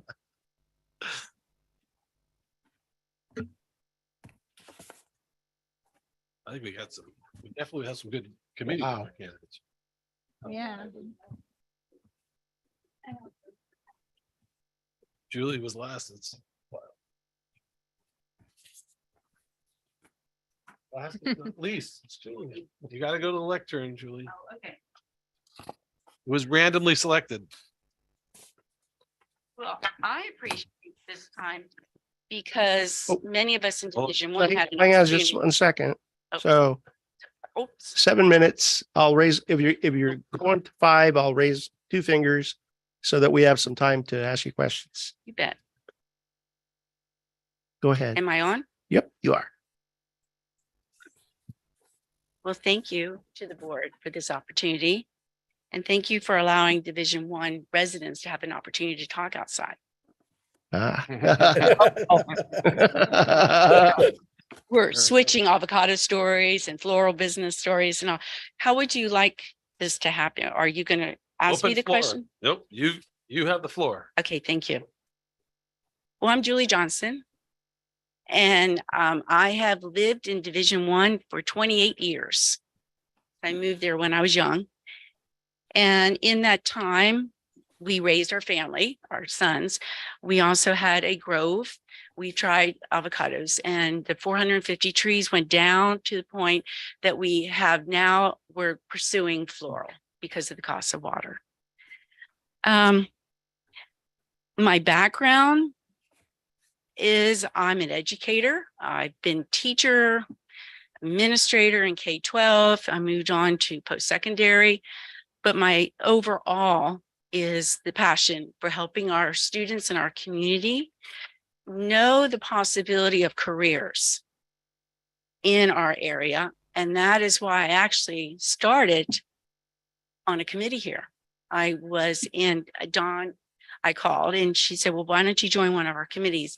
And that's how I started. I went to communications, customer service, because I wanted just to see what careers are available in the water industry. And then I found a passion there. And as the committee, the board may know, I've been on all 3 committees. I'm currently on 2, budget and finance. I'm co-chair with Flint. And also I serve on the engineering and operations committee. My educational background is obviously, you know, I have a bachelor's, a master's, and some postgraduate work. And that is tied into continue professional development to improve my techniques as an educator to ensure that our students and families are getting the top-notch education possible in this region. Why do I want to be a board member? That's a tough one. Because I came for a purpose, and that was to learn about the water industry, to prepare the education and the awareness for our students and families of the opportunities for STEM. From that, I started with Hayden Hamilton and a team, Cynthia Gray, and I learned the committees is more than just the topic. I learned the depth and information about our community. I learned about the history. I learned fellow individuals that we have in common, and that is that we truly do care for this community. And I would say the reason I'm wanting to be a board member and to fill the vacancy in Division 1 is I'm passionate about Division 1, but I'm passionate about this entire community as well as this region. And as the board may have my resume of service, you'll see that I am involved in multiple other agencies and information to improve my game, to be able to give back to the community of service and leadership. Current issues, I think we discuss them every month in the 3 committees. And I believe my shout out most is that I believe we have a unique situation here. And Flint mentioned it, but I'm going to also share. We have something very unique here that is not found everywhere. And that is like I call it the hand to hand. And that is that we have the volunteer committees who are ratepayers, who have a voice. We have the staff that participates as well. And then we have the board that also participates. That is a very strong team and collaboration, transparency. When you drive in this parking lot, you see the banners. Well, I notice them every time I come. Integrity, responsibility, leadership. We as a team, our committee, our team, our community, we need each other to come up with the best solutions.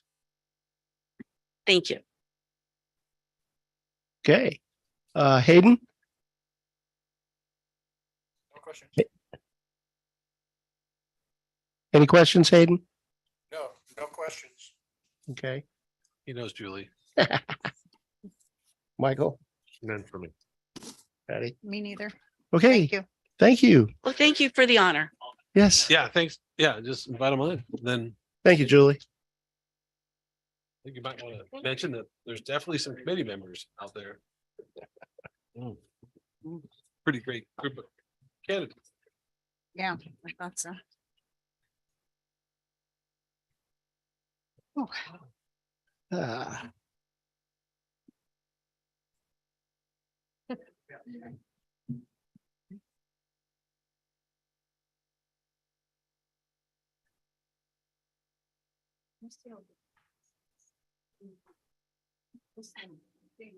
You can move right now.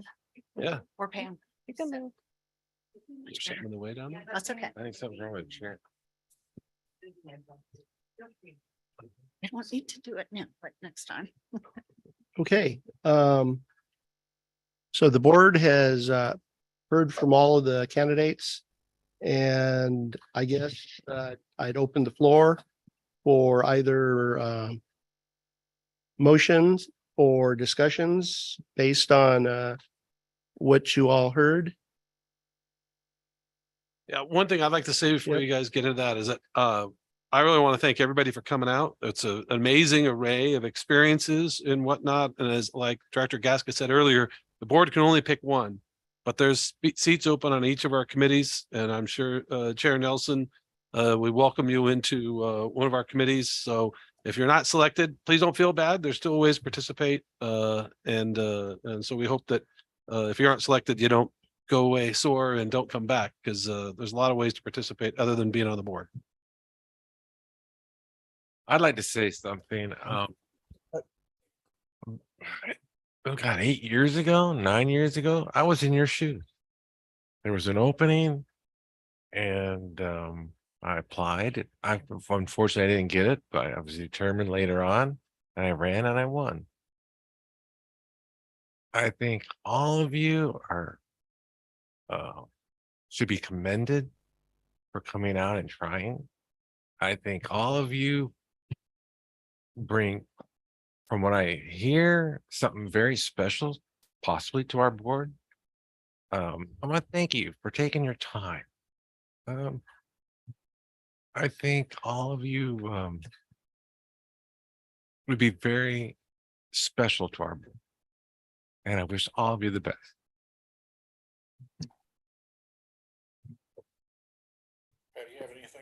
Hayden? I'd like to just add to what Director Mack and General Manager Kennedy has said. I got involved through exactly the same process. So like Director Mack, I wasn't selected. I got involved in the committees and then ran and got elected. So all of you have unique skills. You all bring unique perspectives. I feel any one of you could make an excellent contribution to the district. But unfortunately, we only have the option to pick one.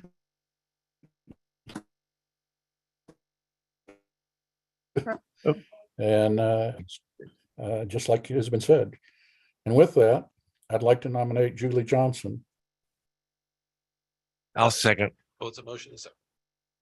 Okay, there's been a motion and a second to elect Julie. Do you want to expand? Why? Well, I second for Julie. One of the key things which she brought up of being a grower of avocados, that in our district, I believe what was 60%, 70% ag. I think that's very important. And I think somebody like that should be on our panel because they can voice of experience, which I'm not a grower, so I need to listen to somebody that has that background. I also we lost Pam, who had unfortunately moved out of our district, and she was a lady, very nice lady, and I'd like to also replace her with a lady. So. Hayden? My purpose for nominating Julie is I've known her for almost 6 years through the water district. I've seen her commitment to the water district, her engagement, and what she can contribute. While I think any one of the others could do the same, you know, she's got the track record right now to fill the position as far as I'm concerned. Any comments, Patty? No? Okay. So there's a motion and a second to elect do a roll call. or to appoint Julie Johnson to the board seat. Call for the roll call vote. Director Gasca, Aye. Director Hamilton, Aye. Director Mack, Aye. Director Townsend Smith. Aye. Thank you. All right. Congratulations, Julie. Congratulations. Just so you all know, Julie served on each of our 3 committees over the last half a decade or so. Oh, okay, good. No, and that is, that's one reason that she had to sometimes coming in, because she knows where the bathrooms are already. Well, you probably all have to do it right now. There's a lobby. So, again, Meg, if you want to Yeah, I'll, pitch again for Yeah. committee members. yeah, please. We can use all the hands that we can get on board to help us. Yeah. There's a lot that's going on here. There's a lot of skill sets that all of you have. I'll mention one thing that's the highest priority in my mind, and that's that we're looking to leave the district because we got to find the money. There's a lot of pipe that is over 50 years old in the district, and we're having failures that are costing $100,000, $150,000 when there's a high pressure blowout. And staff has done an excellent job of logging the maintenance records so we know which pipes are going to be failing, and we're doing everything we can to keep them alive till we find that money, and that's our primary, opportunity to get that, recover that money that we're sending down south and use it here. If we fail, we're going to have to we're going to have to raise rates. There's no doubt about it, because those pipes have to be replaced. And I served on a previous board up in Running Springs. We had the same type of problem. We went to our local congressman up there. It was Jerry Lewis, and he helped us get Farmers Home Administration funding. Okay, so there's going to be a need to be able to try and do something like that in order to try and do as much pipe as possible in mass. And different people have different skill sets.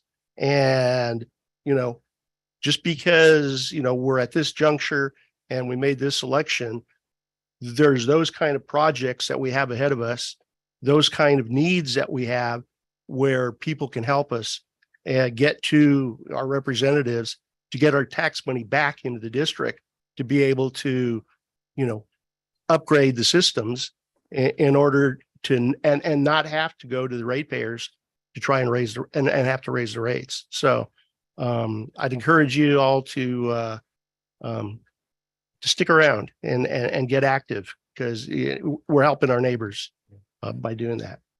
I'd like to add one last comment to that, and that is one of the things that I was surprised, in essence, to learn when I got involved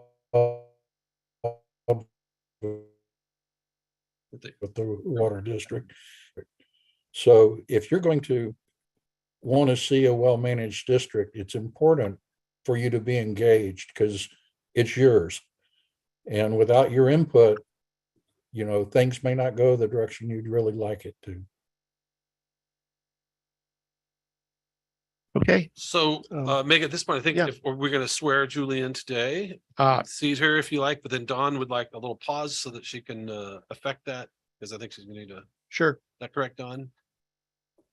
Yes, I need to do this. I'll do the swearing in, and if we could take a small break, I need to change some configurations in here to continue. Okay. Probably do. Let's do that. Are you ready, Dawn? Wait a second. Oh, we didn't roll call yet. Yeah, she did. Oh, we did? Yeah. Oh, yeah. you did. Unanimous. Okay. Unanimous. I'm losing my mind. Arlene, what?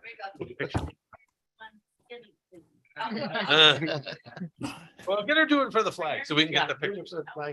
On this Well, it's still. But you guys can stay for my budget presentation. I'm sorting.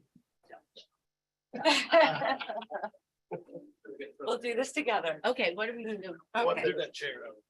Oh, yeah, I want to hit that. I don't have a microphone, so I'm hoping you. We'll all hear it. We have Oh, there you go. mic? I have a microphone. Hey, I'll see you. Oh, on both of you. 16. So if you'll hold this one to be able to hear us on the- Kate, you be able to hear us? Okay. We'll get this on. Okay. So if you'll raise your right hand and repeat after me. I, Julie Johnson, I, Julie Johnson, do solemnly swear or affirm do solemnly solemnly swear swear or confirm that I will support and defend that I would support and defend the Constitution of the United the States Constitution of the United States and the Constitution of the State of California and the Constitution of the State of California against all enemies, against all enemies, foreign and domestic, foreign and domestic, that I will bear true faith and bear true faith and allegiance and allegiance to the Constitution of the United States to the Constitution of the United States of America and the Constitution of the State of California, and the State of California. that I take this obligation freely I take this obligation freely without any mental reservation without any mental reservation or purpose of evasion, or purpose of evasion, and that I will well and that I will well and faithfully discharge and faithfully discharge the duties upon which I am about to enter. the duties which I'm upon to enter. Congratulations. Thank you. The Thank you president very gets off easy and. So are we gonna take a break? Can you Yes, say that? break. Can you note that in the? Put this over here. Go. You get to sit at the days. Pardon? You get to sit at the days. Ahmed, can I give these back to you? I gotta go stop the recording. real quick. Patty sits here. Pat sat here. You know.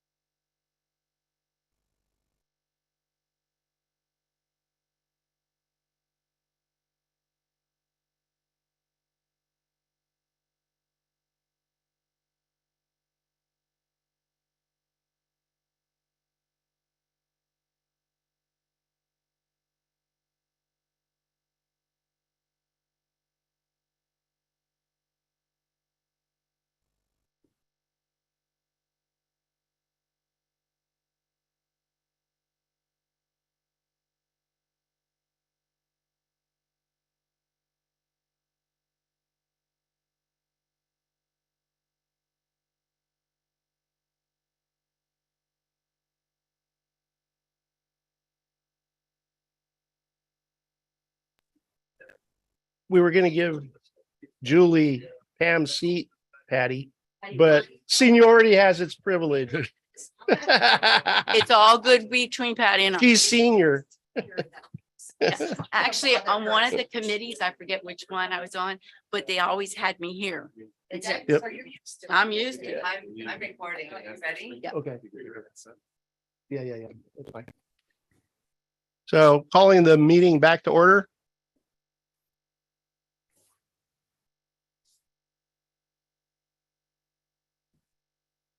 Any comments at this point in time from the board? I We're think good? we made a really good decision on Julie. Second that motion. Hopefully we'll get some committee members out of all that. Yes. We better. Okay. Item 21. Approval of resolution number 23-08, establishing check signing authority. This is just a housekeeping item to update our check signing authority to take Pam off. Next month, we'll likely have to bring one back to put Julie on. Okay.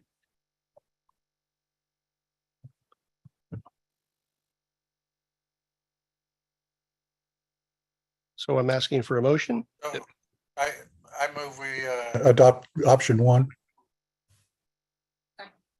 Okay, it's been moved by President Hamilton and seconded by Patty, Director Townsend Smith. Roll call vote. Director Gasca, Aye. Director Hamilton, Aye.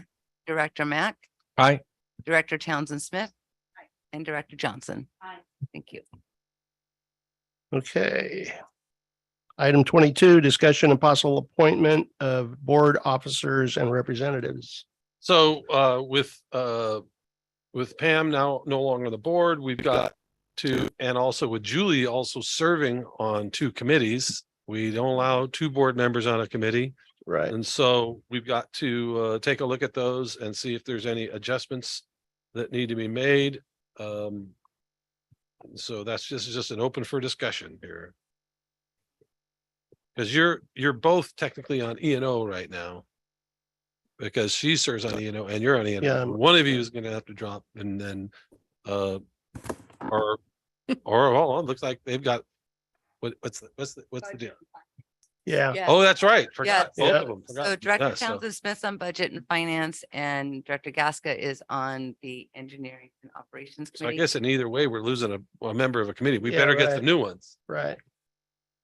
So it's just, we put it on here so that we know who's gonna be selected. So Hayden say something? Pat, I thought Patty, correct me if I'm wrong, because my memory's fuzzy, that you had chosen to drop from budget and finance. Is that right? I haven't thought about that, but my mom's health is much better. And it's something I'm really interested in, so I never formally resigned. Okay. Okay, no, that's fine. Like I said, I had heard something and I just wanted a clarification. Not a problem. Don, are there any other specific changes we need to make? Or if that's the case, then it would, if Megan and Patty stay on their committees, then we'll respectfully have to pull Julie off. Correct. And we also need to select a board secretary. Ah, yes. And Another opportunity. well, and that's, Yeah. you know, it's one of the challenges with board secretary sometimes is availability and sometimes he's got to go out and it's hard to get somebody. And there are some districts that where the executive secretary or board secretary serves that role as secretary. So they don't have to track one of you down every time we need to sign agendas or whatnot. But that's entirely up to you all as an option. We just thought we'd put it on the table as well. Yeah. Personally, I'd prefer to see it as a board responsibility. Ditto. Whoever can, you know, because Yeah. sometimes you gotta be paying attention to your email. And then you gotta, yeah. So maybe that'd be a good role there for Julie. I don't know. And one of the things that worked really well with Pam Moss was that I could text her when an agenda was being emailed to her, so I could give her a notice and she could let me know about what time she could look at that and get back to me. And that was good in coordinating. That's available as well. Would you be willing to serve as the secretary? I'll do whatever you want. That will Yeah. just be another thing I'd- I will upset. I'd make a motion to nominate Julie for secretary of the board. I'll second. It's been moved and seconded by Director Gasca and seconded by Director Mack. Point Julie to Board Secretary. Roll call vote. Director Gasca, Aye. Director Hamilton, Aye. Director Mack, Aye. Director Townsend Smith, Aye. and Director Johnson. Aye. Thank you. First vote. Second vote. I'd like to point out too, Julie, that I think a lot of those things can be done with an e-signature as opposed to a wet signature. Yeah. And that's fine. I'm used to doing that.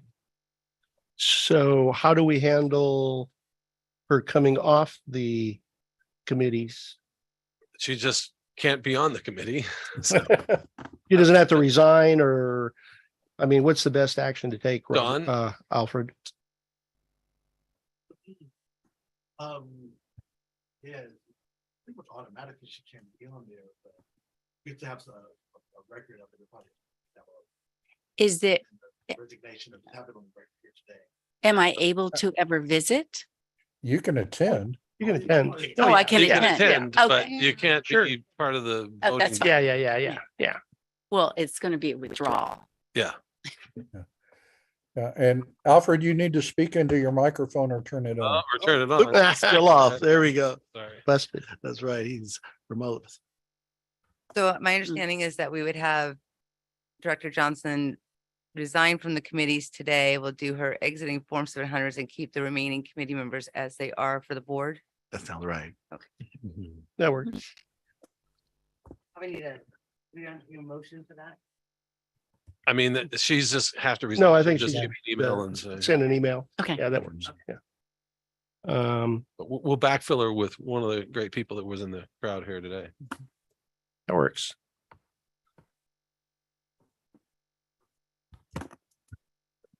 Okay, item 23. Discussion and possible adoption of resolution number 23-11, congratulating Vista Irrigation District on its 100th anniversary. Yeah, so this is basically what it is. They're trying to amass resolutions so they can celebrate their 100th. We'll have another one coming up on this for Santa Fe Irrigation District, who's also celebrating their 100th year later this year.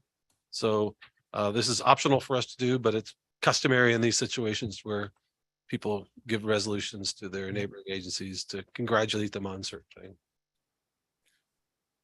I move we adopt option one. I'll second. Motion has been made by Director Hamilton and seconded by Director Mack to adopt the resolution congratulating Vista Irrigation District on its 100th anniversary. Roll call vote, please. Director Gasca, Aye. Director Hamilton, Aye. Director Mack, Aye. Director Townsend Smith, Aye. Director Johnson. Aye. Item 24. Discussion and possible action regarding Association of California Water Agencies call for candidates for Region 10 Board for the 24-25 term. The nominating committee is looking for Aqua members interested in leading the direction of Region 10 for the 24-25 term. They'll have to complete a nomination form, sign a resolution of support, and provide us a signed resolution of support from our district. All right, so somebody has to throw their hat in the ring to run for this seat, and then we also have to, the board resolves that they support this and that will also, the district will cover the costs. Yeah. Make sure to put that in the resolutions. That Aqua's not paying. So, we've seen these before, and Aqua, has these elections, and, we've had people run at them before, none successfully from this district yet, but I don't know. You guys have seen how things work at Aqua. It's a Right. uphill battle. Right. Any interest from board members? Patty? No. Not at this time? She hasn't even been to the Aqua conference. I haven't been to the conference yet. Maybe after the conference. There you go. Michael? Not at this time. Hayden? No, thank you.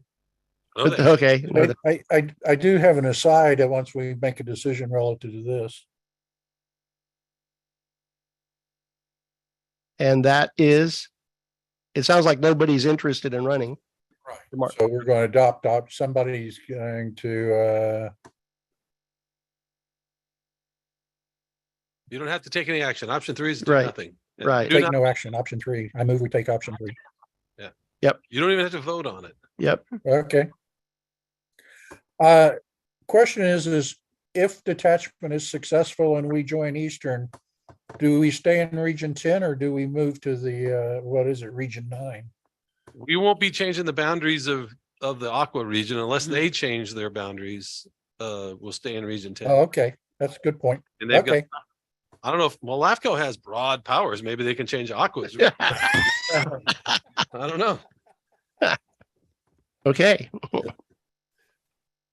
Then moving on, item 25, discussion and possible action to appoint Carleen Harp as an alternate member of the Communications and Customer Service Committee.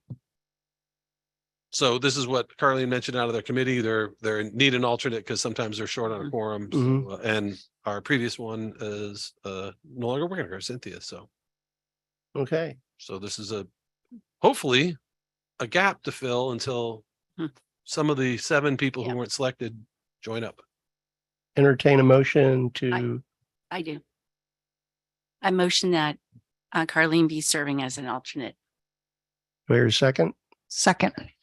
Okay, it's been motioned and seconded by Director Julie Johnson and Director Patty Townsend Smith to appoint Carleen Harp as alternate member to the Communications and Customer Service Committee. Roll call vote.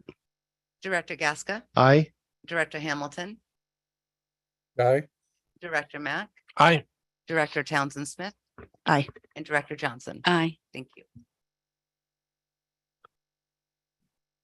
Okay, item 26, board member requests for authorization to attend upcoming meetings, conferences, seminars. I don't think there's anything new Nothing coming up, coming up. although I'd imagine that we'll have to work with Julie on the next governance training that's coming up this fall, is it, Dawn, or Yes, in October. October? Okay. Excuse me, am I confused? Isn't item 26 the professional services agreements? That's 27, 28, and 29. They'll come as consent, all 3 at once. Oh, okay. Sorry. Yeah, we could have we jiggled this around a little bit with all the different stuff going on today, so. I will mention that the CSDA annual That's fine. conference is scheduled for August. So if anyone's interested in light of rooms booking and things like that, if you are interested, please say so and I can make those Yep. reservations as soon as possible. Yeah. But they can just communicate directly. Yeah, with you. that we don't need special We board don't need a authorization. special for this standing authorization. one, But Julie should definitely talk to Dawn about the schedule. Right, but I'll be out of the office starting Thursday for a week or so. So get to me as soon as possible. That would be great. Okay. I'm sorry, what is the name of the conference? California Special Districts Association Okay, thank you. annual conference. It's in Monterey again. It's also an opportunity, Julie, to get some of the required training. Exactly. courses, That sounds Great excellent. Training resources. Dawn, let's just do it after the meeting. Okay. Thank you.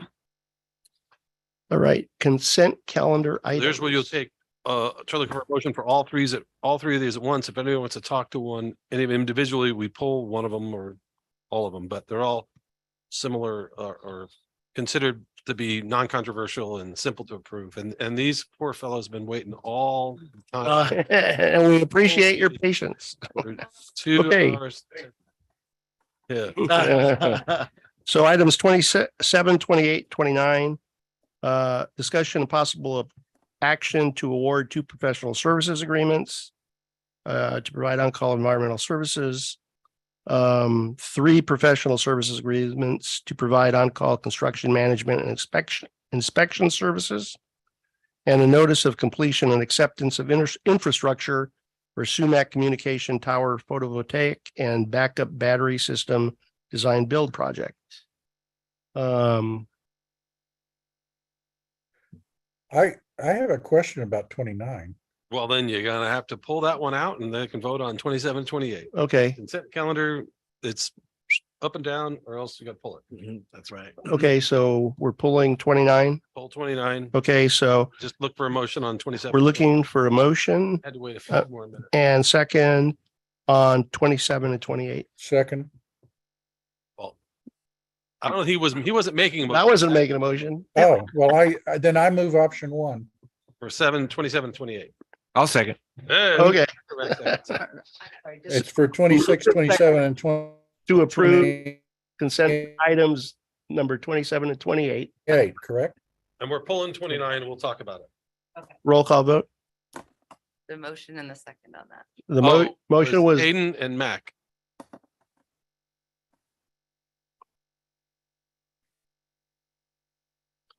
Sorry about that. Director Gasca, aye. Director Hamilton, Aye. Director, Aye. Director Townsend Smith, Aye. and Director Johnson. Aye. Thank you. Okay. Director Mac left the meeting at 3:13. I put it in the audio for Don. So consent calendar item number 29, completion and acceptance of infrastructure for Sumac Communication Tower photovoltaic and backup battery system. All right, well, Hayden had a question. Hey, go ahead, Aiden. Yes, we received a grant for $300,000 for this project that cost 170. What happened to the 130? We got 300,000, but it was used for a variety of projects. There was some of the backup diesel generators. See you guys. Thank you. And this wasn't, all of this wasn't funded. I think about 70. It was 70 or 80% of this project was funded from that $300,000 grant. I believe it was 74,000. Okay. Right. And we, Okay. Ahmed gave a presentation on this project to E&O committee, and we can bring that back here because it was a very successful design build effort. No, I think the project, I don't have my question was, what happened to the difference in the money? It's in the form of diesel backup generators that are out Okay. at the Huntley pump station. And also parts of the heli hydrant were funded from that. So we used it for other activities. That's good. Oh yeah, we used it all. Believe me, we could have used more. Yes. Yeah. Left nothing on the table. Left nothing on the table. Entertain a motion to approve. I move we accept option 1. I second. It's been moved by President Hamilton and seconded by Director Johnson to approve the option 1 on the infrastructure for Sumac Communications Tower voltaic and backup battery system design build project. That's nice. Cool. Right. Director Gasca, Aye. Director Hamilton, Aye. Director Mack is absent, Director Townsend Smith, Aye. Director Johnson. Aye. Thank Okay, staff presentations. Staffing analysis.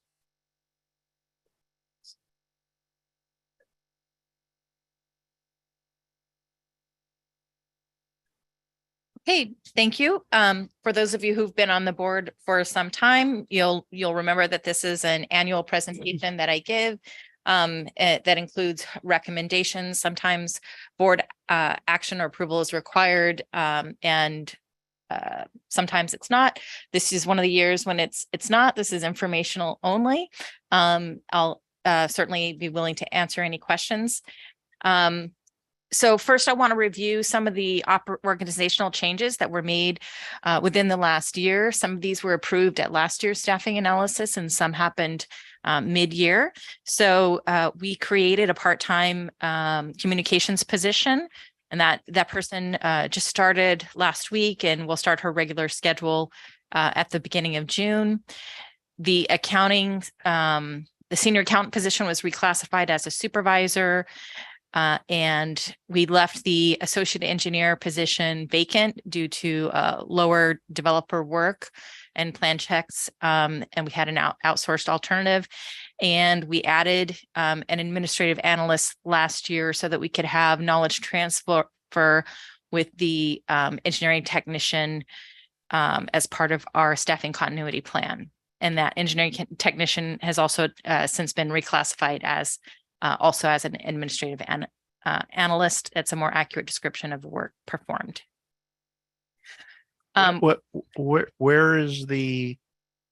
was that engineering technician located on the chart, and where is it now? It's in the same place now in the engineering department. It was just, we wrote the administrative analyst position with the intention to offload some of the duties from the engineering technician because that position was overburdened. And we needed some knowledge transfer. The person in that role has been with the district for quite some time. We know that there's a high risk of retirement within the next couple of years. So we needed a plan in place. And so creating that extra head count helped solve that problem. And then when we rewrote the job in a way where it described the duties being performed, it made sense to have both of them classified in the same job classification. So I'm trying to understand, it was a technical position before? The No? job duties didn't change. The Okay. title changed. This is a more accurate title for the work being Okay. performed. So it's a support function to the engineering staff, is what you're saying? Okay. Yes, and the holder of much organizational knowledge. Got it. Okay. Thank you. So as I mentioned, in the accounting department, we reclassified the senior accountant as a supervisor, and we moved a couple of extra positions under that role. So she's leading the accounting specialist, billing specialist, and district services representative. We also, upon the retirement of Cynthia Gray, we removed the communications functions from the supervisor role so that the new supervisor position can focus exclusively on customer service. So those were the finance changes.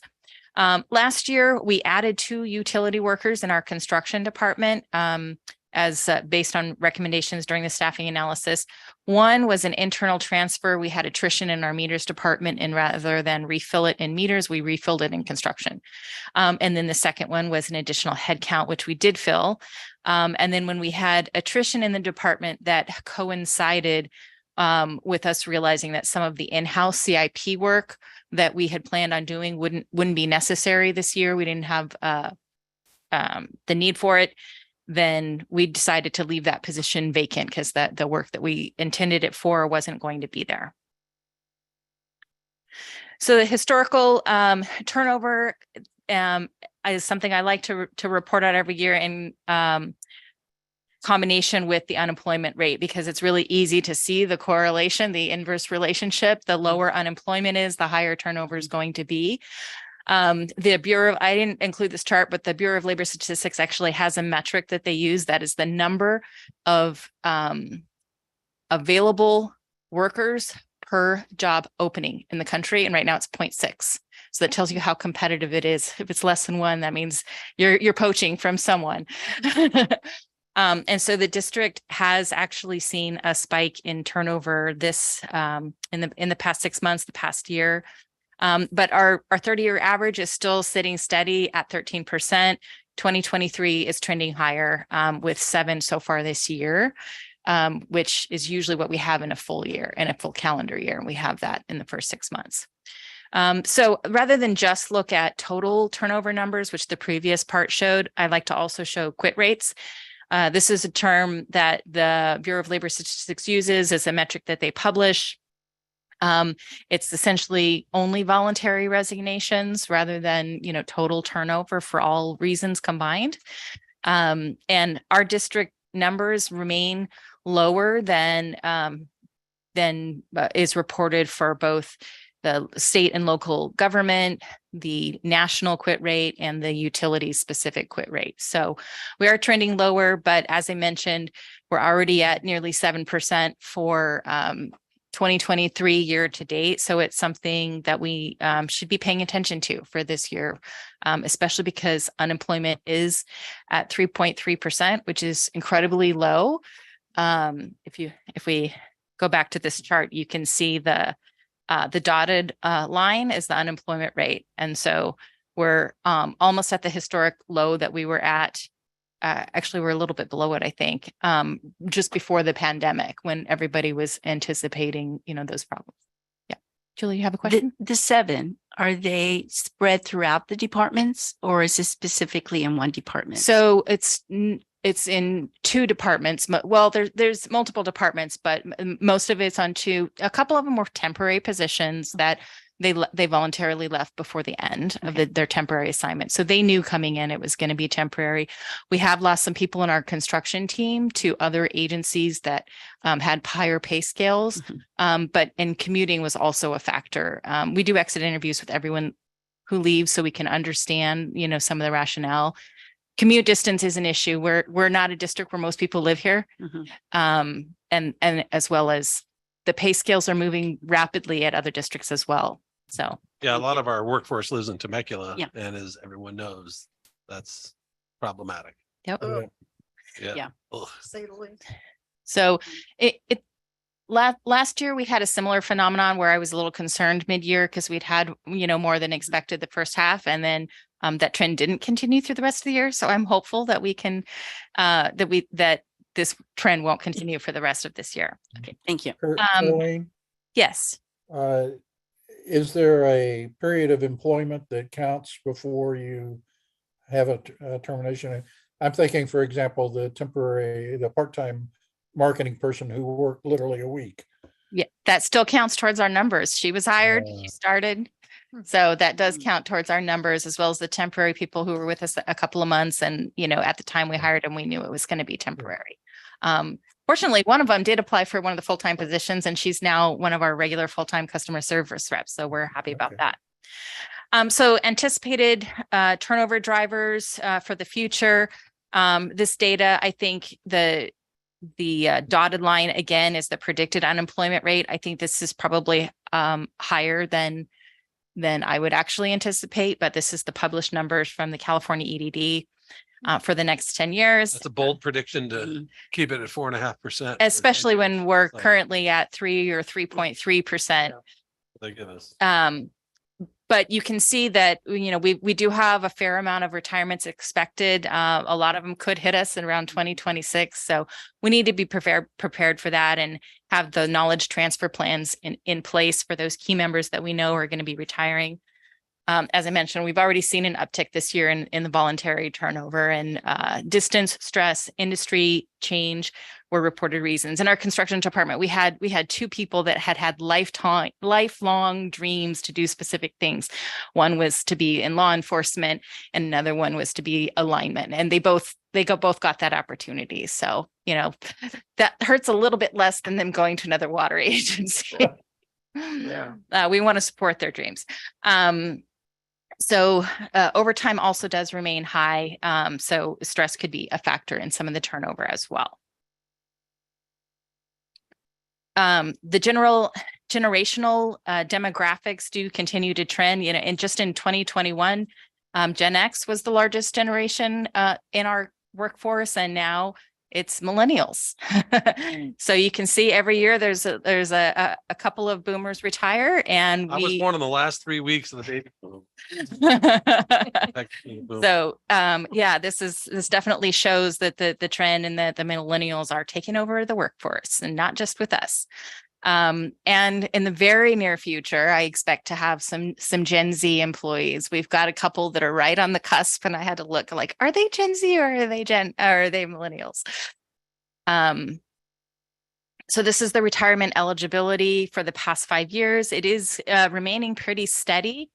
Because every time we have a couple of retirements, there's, our existing employees who are aging into that nearly eligible age demographic. So we're holding steady there.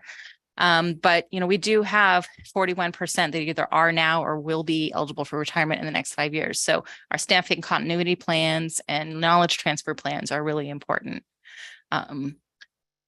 So we do have a critical position inventory that the management team has evaluated on 8 factors on which positions, the highest priority, highest risk, so that we need to have knowledge transfer plans. And most of these that are on that high priority list, we already have knowledge transfer plans in place. The one that we really don't have a viable internal person to do that knowledge transfer is our technical services lead, which is our electrician. So that's something that is concerning. We'll need to prepare for, but all the other positions we have already started, passing on that knowledge to another internal resource. And so this is something that the board asked me to start reporting on a few years ago. So I report on the overtime metrics every year, and 2020, there was a really big jump that was concerning. It was 65% higher, and we continued to trend down, but it's still nearly 40% higher than it was in 2019. The highest departments is still consistently construction because they, they respond after hours to the leaks that we experience, and even adding, the additional headcount that we did last year, that doesn't really mitigate overtime because those leaks happen after hours and somebody's got to work it. They don't conveniently only happen at 7 a.m. during working hours. So what that did do was reduce the average overtime per person in that department. So it mitigated the impact on burnout and exhaustion and stress.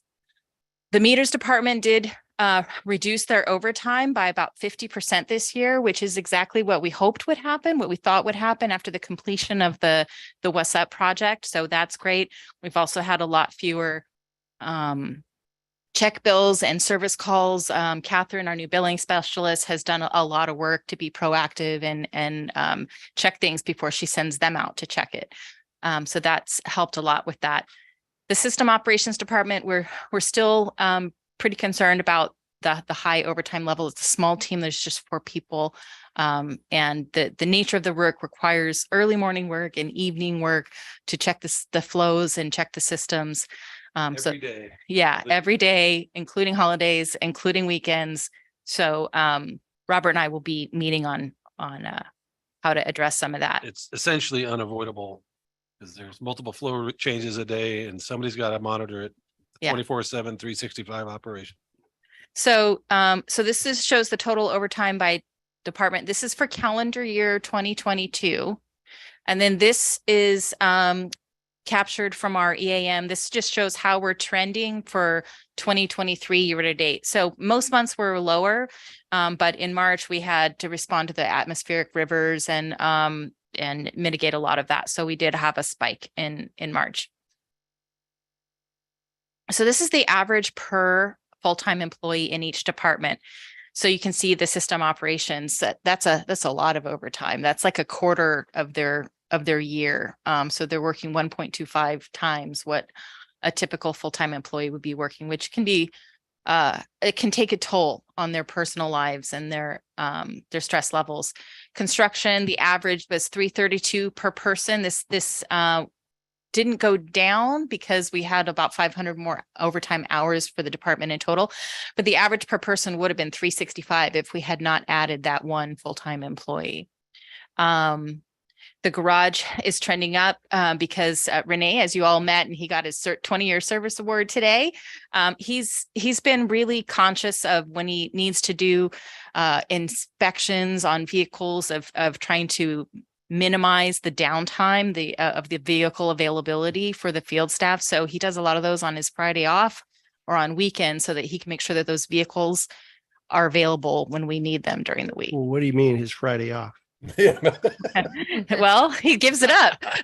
What? So he's working overtime, or does he have a Monday off now? Friday, because the 980 schedule, our staff has every other Friday scheduled off. And so he's working the Friday and getting paid for it. Right. Mm-hmm. Yeah. Okay. Yeah. So it's overtime. I'm trying to understand. It's overtime. This is Okay. all overtime. Yeah. Mhm. Okay. Okay. So the primary drivers of overtime for the district as a whole was the routine work. This is just part of everyday work activities that can't be completed within the scheduled time. Standby, we always know that there's going to be issues after hours. Emergency response was 26%. Our CIP went down. It's only 8%. That was because the completion of the What's Up project that was driving a lot of CIP overtime in previous years. These are the top 2 overtime departments and the breakdown of what the drivers are for these 2 departments, which is system ops and construction. So system operations, 1,300 hours of the 1,900 hours is the standby duties. So these are things that they have to do early in the morning and in the evenings. It's sort of built into the position. And 54% of that standby overtime was, regular scheduled work, like conducting the flow changes, the system checks, their daily reports. They also had a higher rate of emergency responses. last year, about 2/3 of which was the Morrow Reservoir Chloramine Mixer Circulation Project. And Robert can answer more questions about that if there are any. And construction over time is about 50% emergency response, about a quarter standby, some routine work, and about 1/10 was related to CIP projects. So last year, the committee as well as the board asked me to report not just on our hourly employees paid overtime, but on the additional hours that our exempt employees put in that, they don't get paid extra for that, but sometimes it's just necessary to get the job done. So this is what that looks like. The big circle wheel just is a visual representation of how additional hours came from each department. So engineering was the largest, followed by construction, HR, finance, operations, that they're all pretty significant. And then the average per person, construction was expectedly the highest because there's just one exempt employee in the construction department, and he's the supervisor, and he's out there with his team when they get called on the weekends and in the middle of the night. So he's really dedicated. And then HR, operations, administration, IT, engineering, we're all in there too. So did you have a question? I'm good. Okay. All right. So the recommendations, we're not recommending or requesting any additional headcount for the next budget cycle. For construction, we would like to remove the vacant utility worker position that we chose not to fill mid-year when we had voluntary attrition, and then reassess when we're ready to start performing more of the in-house CIP work, which is why that position was added last year to begin with.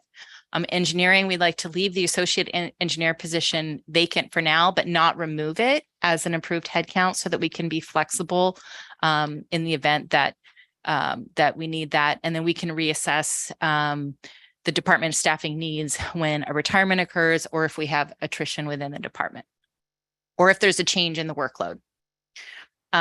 Over time, I'd like to work with Robert and the team members in system operations to see if there's any alternative work schedule solutions to get that scheduled work done in a way that doesn't necessarily result in as much overtime. We also are going to need to address the knowledge transfer with the electrician, who we know his retirement is going to come whenever he's ready. It could come any day. He's already reached the point where it's costing him money to keep coming to work. So he has that many years in the CalPERS system.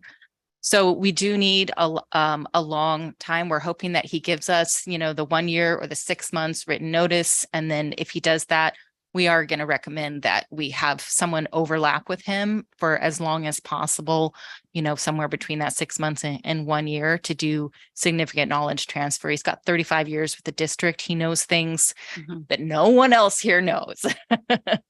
Yes. Have you had a contact with Palomar Community College? Because they do many of these certifications. I don't know if they have one for electricians. Yeah, we're not really concerned about finding a qualified electrician. Good. What our concern is that we have a lot of really old infrastructure here that people who've completed their education recently have never seen before. And so that institutional knowledge and where's the specific thing and what's the history and what dangers do I need to watch out for and all of that stuff are things that the incumbent would know from working here for 35 Which of the years. gizmos are the most persnickety and how to keep. Yeah. And I mean, he was out of the office and we had an issue where we had an electrician on site because, he was scheduled to be out and job site and they just couldn't figure it out without him. And so he came in when he wasn't scheduled to be here. He was scheduled to be out of the office to help us solve it. And so that's why we're really concerned about the knowledge transfers, that even qualified electricians have trouble with some of our infrastructure. And then turnover mitigation, I do compensation analysis regularly for specific positions. We're going to need to continue to do that every budget cycle. Most agencies do COLAs at least once a year. So their pay grades are moving just as quickly as ours are. And So that's something that we need to make sure that we're remaining market competitive so that we don't lose people strictly because of pay.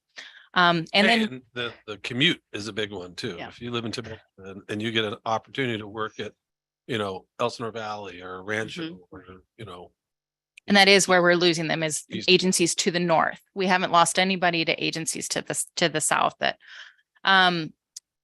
so that, and we also do exit interviews and stay interviews with staff to make sure that we're meeting their non-monetary needs as well, their career development needs and addressing any of their concerns. So those are our recommendations. Are there any questions? Hayden, do you have any questions? Nope. I'm good. Pretty thorough. Thank you. Thank That you. was great. I'm sorry, I should have asked. No, you're good. Good. Julie, you're good. I'm good. Is this PowerPoint available? Yeah, I Yep. usually send them to Dawn or it's in the presentations folder, so we can send it out afterwards. It's also this information that I verbally present is usually in the budget packet, the budget book when the final document is. Oh, okay, that's fine. Yeah, Thank you. with 'Cause that's coming with a up. written narrative Yeah. to come with it. So all this information will be in there. Okay, that's just a few months. Thank So you. one of the things you should get, Julie, is you'll get a laptop or iPad. And then there's a program here, Board Effect, that has all the information that's for each meeting and committee meetings also, I think, right? So, Okay, it'll be setting you up. Yep. thank you. Okay. Item 31. Fiscal year 22-23 operating and capital budget assumptions presentation. Okay, so this is our operating and capital budget assumptions. It is just the budget piece that went into the cost of service study for the rates. We're not going to go into rates today because we have that scheduled to go in depth June 27th at the rate hearing. So this is just the budget piece. So some of the challenges we face going into the budget cycle are inflation, increased fuel and utility costs, supply chain delays, water loss on some of the high usage meters. We had a delay in rate increases during detachment and during COVID. And then we had a pause on account collections and shutoffs during the Infor billing software implementation and during COVID. So all these challenges over the last 3 to 4 years have depleted our reserves and our rate stabilization funds. So that's some of the challenges we have going into this. But some of our successes, as Flint alluded to, is we've held the budget flat, only allowing inflationary increases. As Carlene presented, we're not adding any additional staff either. We've decreased the San Diego County Water Authority transportation costs over the last 2 fiscal years from 47% to 24%, which means we don't have to pay that. Now it's going to be $198 an acre foot cost. That's saving us about $750,000 a year. We re-implemented shutoffs in March 2022 and increased account collection efforts in April 2023. So that's helping us build up our reserves by collecting more on our receivables. We've also been renegotiating contracts, including our insurance contract for a potential savings of $350,000 a year. And then we've had some great in-house projects with valve replacement, pipeline replacement, and corrosion prevention to help prevent emergency breaks and costly leaks. So the key assumptions, again, we reevaluate the rate increases with each budget cycle. So each year when we go into this, we'll look at what our needs are and reassess. And for this budget cycle, we have included the board recommended water revenue requirement increase of 9% and the wastewater 35%, and that brings us in line with the other districts in our area. The other key assumptions, we're doing estimating 12,700 acre feet, which is where we are projecting to come in this year, 0% account growth and 0 development fees. Now, if those developers come in earlier than expected, then the rate increases for next year will be lower. That would be really great. Our cost escalations, we've got 6% on salaries and 3% on benefits. We have some indications that the benefits are going to be a little bit higher, but we would be adjusting those at mid-year. And then we've got our capital and general assumptions here. energy at 5%. And then we have the pass-through increases that we will pass through once we receive those costs. The preliminary numbers from the Water Authority were coming in at 10 to 14%. We should have those final increases within the next month or so. But that's a net zero increase on our budget, because what happens is in mid-November, we look at what our water connection count is, and we reassess the Water Authority pass-through increases as an increase in revenue and also an increase in the cost of water. So that's a net zero for the district, although it is something we're very mindful of during their budgeting and rate setting process. Same thing with the wastewater treatment costs. We pass those through once they come in. This is our water spending by category. This is all in spending, including capital projects. On here, you can see that water purchases is 46%. So that's the biggest piece of the pie that we can have an impact on with our rates. As far as just operationally, it's 60% of our operating expenses. Capital is 18% and salaries is 10%. This is our sales by customer class over the last 10 years. And again, we are budgeting next year at 12,700 acre feet to be conservative. And also purchases, you can see there at the end, we're budgeting those at 13,800 acre feet. We do have a conservatively high water loss percentage in our budget. We did 8% because the meters that we're waiting for the ones that the high registering meters aren't going to be here until August. So we just want to be safe with our budgeting numbers here.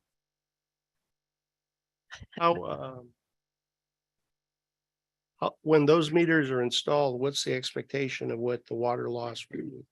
I think we estimated 2 to 3% once we get all of them functioning correctly. Yeah. That's tight. That's the testing should. Yeah. Be too much lower. Yeah. So this is our overall net operating income for water, wastewater, and general fund. So the $3 million you see there and highlighted in yellow for water, that's the amount that is used to fund the capital program and also build up our reserves. The next one down, wastewater, we've got that just over 600,000. For the forecast, one column over to the left is $1 million loss. That's what we were addressing with the cost of service study. And then the general operating fund amounts, those are actually also reflected in the water and wastewater expenses because that's transferred over to fund the general fund. And so that both of those are reflected in water and wastewater. Okay, this is if we go into more detail on water, this is how we're looking with the operating for sales. And you can see purchased water there is a little bit higher this year. It is including the January 1 rate increase from the Water Authority. Some other things to notice here that we are keeping the budget flat, but we do have those inflationary numbers that I showed you in the key assumptions. And then our debt service is $3 million a year. Right now, that balance is $30 million. In 5 years, it'll be about just around $17 million. And then shortly after that, we drop off our What's Up funding and we'll be down to about $8 million 5 years after that. So we do see that trending down significantly.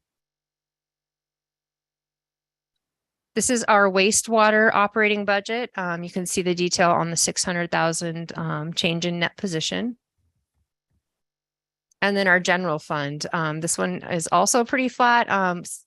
We've seen some decline in administration because we're going to have less professional services in relation to the detachment. We did see a little bit of a decline also in risk management. We had lower claims and we're hoping to continue to keep those down. Okay, this is our water capital projects list. I know it's kind of small here and I'll be sending out this packet so you guys have a copy of it. The first part is the wholesale water efficiency projects. You can see in fiscal year 24 and 25, we're focusing on those pump stations that we've ordered. And then if you go down through the fiscal year 24 plan, we have an extra 1.5 million to finish up the Rice Canyon transmission line. And then some other key projects on here are the, we still have the San Luis Rey imported return flow project. That one will be voted on or looked at by the board within the next month or two if they want to continue to fund that. We also still have the electrical panel switches. But unfortunately, we had to pull down the corrosion prevention program and the valve replacement. Those are the first two on the prioritization list to be refunded if we have additional developer funds come in the next 6 to 9 months. This is what that projection looks like for our 5-year fund balance projection. The first column there is our adjusted budget, followed by what we're forecasting this year. You can see the projected ending capital budget difference there is just under 5 million. That's because some of our capital projects are moved out. And then that 5 million goes up into year 1 that's highlighted in yellow for our starting capital fund budget. We have our budgeted transfers from operating and then our new water sources funds on there. And then that it does look kind of precarious there for the capital fund in that it shows the $1.9 million negative fund balance. But really, we want to look at water as the all in. What do we have available in water, wholesale water, and water operating? That'll be just over 5 million at the end of fiscal year 24 based on the rates that we've presented. And then you can see our plan takes us up to 36 million at the end of year 5, which is right in line with our board approved minimums and recommendations. It also has us refunding the rate stabilization fund starting in year 3. So for wastewater, the lift station 1 is extended into fiscal year 24. So that's really the only project we have on the books for fiscal year 24. We have an additional budget request of 2.5 million on that budget. And the forecasted spend for this year has been reduced by 2.5 million, which will move out into next year. So it's a net budget increase of 2.5 million for lift station 1 to finish that up. And it is scheduled to be completed in December, the last update I've received. Then we do just a pause in year 2 and then start back up on some additional projects in year 3 through 5. This is what our balances look like for wastewater. You can see that we are ending this fiscal year's forecast in the negative, but we did receive the $8 million from Citro at the beginning of this year, and we have 2.5 coming in fiscal year 24. That's scheduled for March. So we've also reached out. We've determined that we should get some basically gap financing of $5 million because we're going to be utilizing all of our reserves in fiscal year 24, and we really don't want to go that low with the wastewater reserves. So we've reached out to about 12 banks to get some ideas on preliminary financing and what that looks like. We're looking at possibly around a 5%. Which is actually a lot better than I had expected. The funding we got last year for wholesale water efficiency was around 4%. So then you can see. Can I jump in real quick? Yeah. Again, all this assumes that we don't have any development come up or grant funding or things that we got in the pipeline. This is worst case scenarios.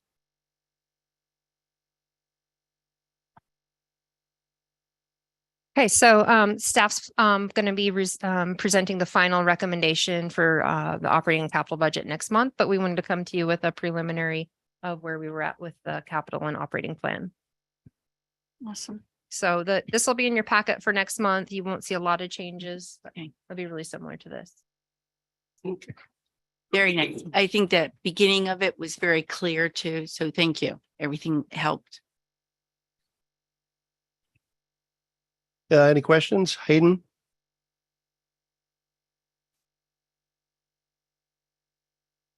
No. Okay.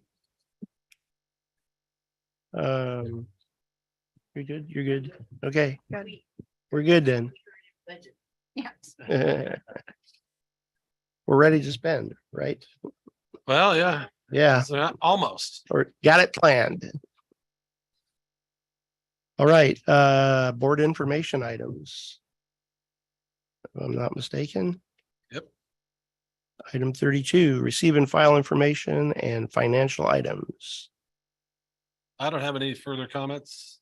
Nothing from GM communications. Nothing from communications ops. Robert's good. HR and safety.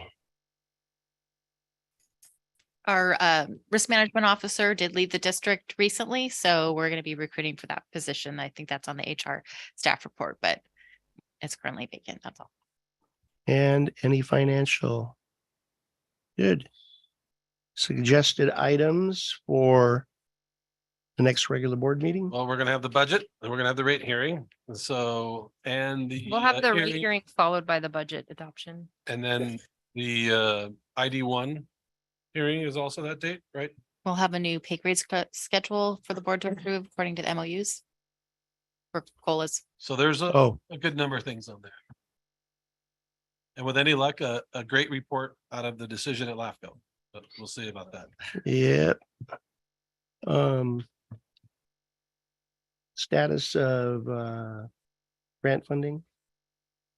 Yeah, I mean, if we have something to Yeah. report, we will, but Okay. I mean, until Congress gets through their process, we gotta wait until Yeah. that gets through all the committees. I know we've made it through the first committee we needed to get through their funding, but it's kind of a waiting game. We could definitely put something on there, but I don't know if it's gonna be much different than what Yeah. we gave last time. Okay. I'd like to wait until we get the word. Yeah. Sure. And we'll have, this is one of those meetings where there's likely to be people in the room. Maybe for a different reason this time. But so. I'd like to see, because I'm driving by the Gila hydrant tank location all the time. And I've got guys on my property and he goes into the weeds and it's over his head. Oh, yeah. So I guess I'd like to see what kind of a schedule we're projecting for getting the work done across the district. The weed abatement? Yeah. Didn't we just do that? Or do we don't want to get pushed? Yeah. We did something last week, last meeting. Yeah. Yeah, that it's being funded, that it's going to be done. I guess I'd like to know when it's going to be done on my street. Let me clarify that. We're talking about in our easements, huh? Yeah. I'm not sure what we have on your street because I think a pipeline's in pipeline's just the street, buddy. I don't care about the rest of these.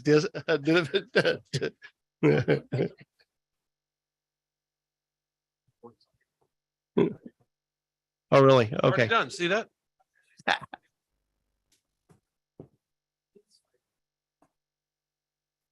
A Beck or, oh, Mesa. oh, they were, okay. Okay. Right. Yeah, yeah. Well, I know they hadn't gotten on Wilt yet because I just drove. But our pipeline's way. like under the pavement of Wilt, so we're not mowing Wilt. Well, no, but the property that the tanks sit on. Oh, well, that's the Palamesa, so. Yeah. Okay. It's Alrighty. all rock. It's all rock, Big. Yeah. Up on Well, top. Well, the fire chief who, in our Rotary Club says that there's a lot of weeds out there. Oh, They're yeah. gonna be out there pretty aggressively pushing people to. They were on the street Yeah. and reading the riot act to Yeah, somebody. well, I mean, So, yeah. one little spark starts Yep. that up and then away we go. Yep. Yeah. I know, yeah, so they won't be able to get at it now. Yep. Okay. Any other comments? I guess we stand adjourned Cool. All right, thank you, everybody. till Tuesday, June 27th at 1 p.m. Right. Congratulations. That was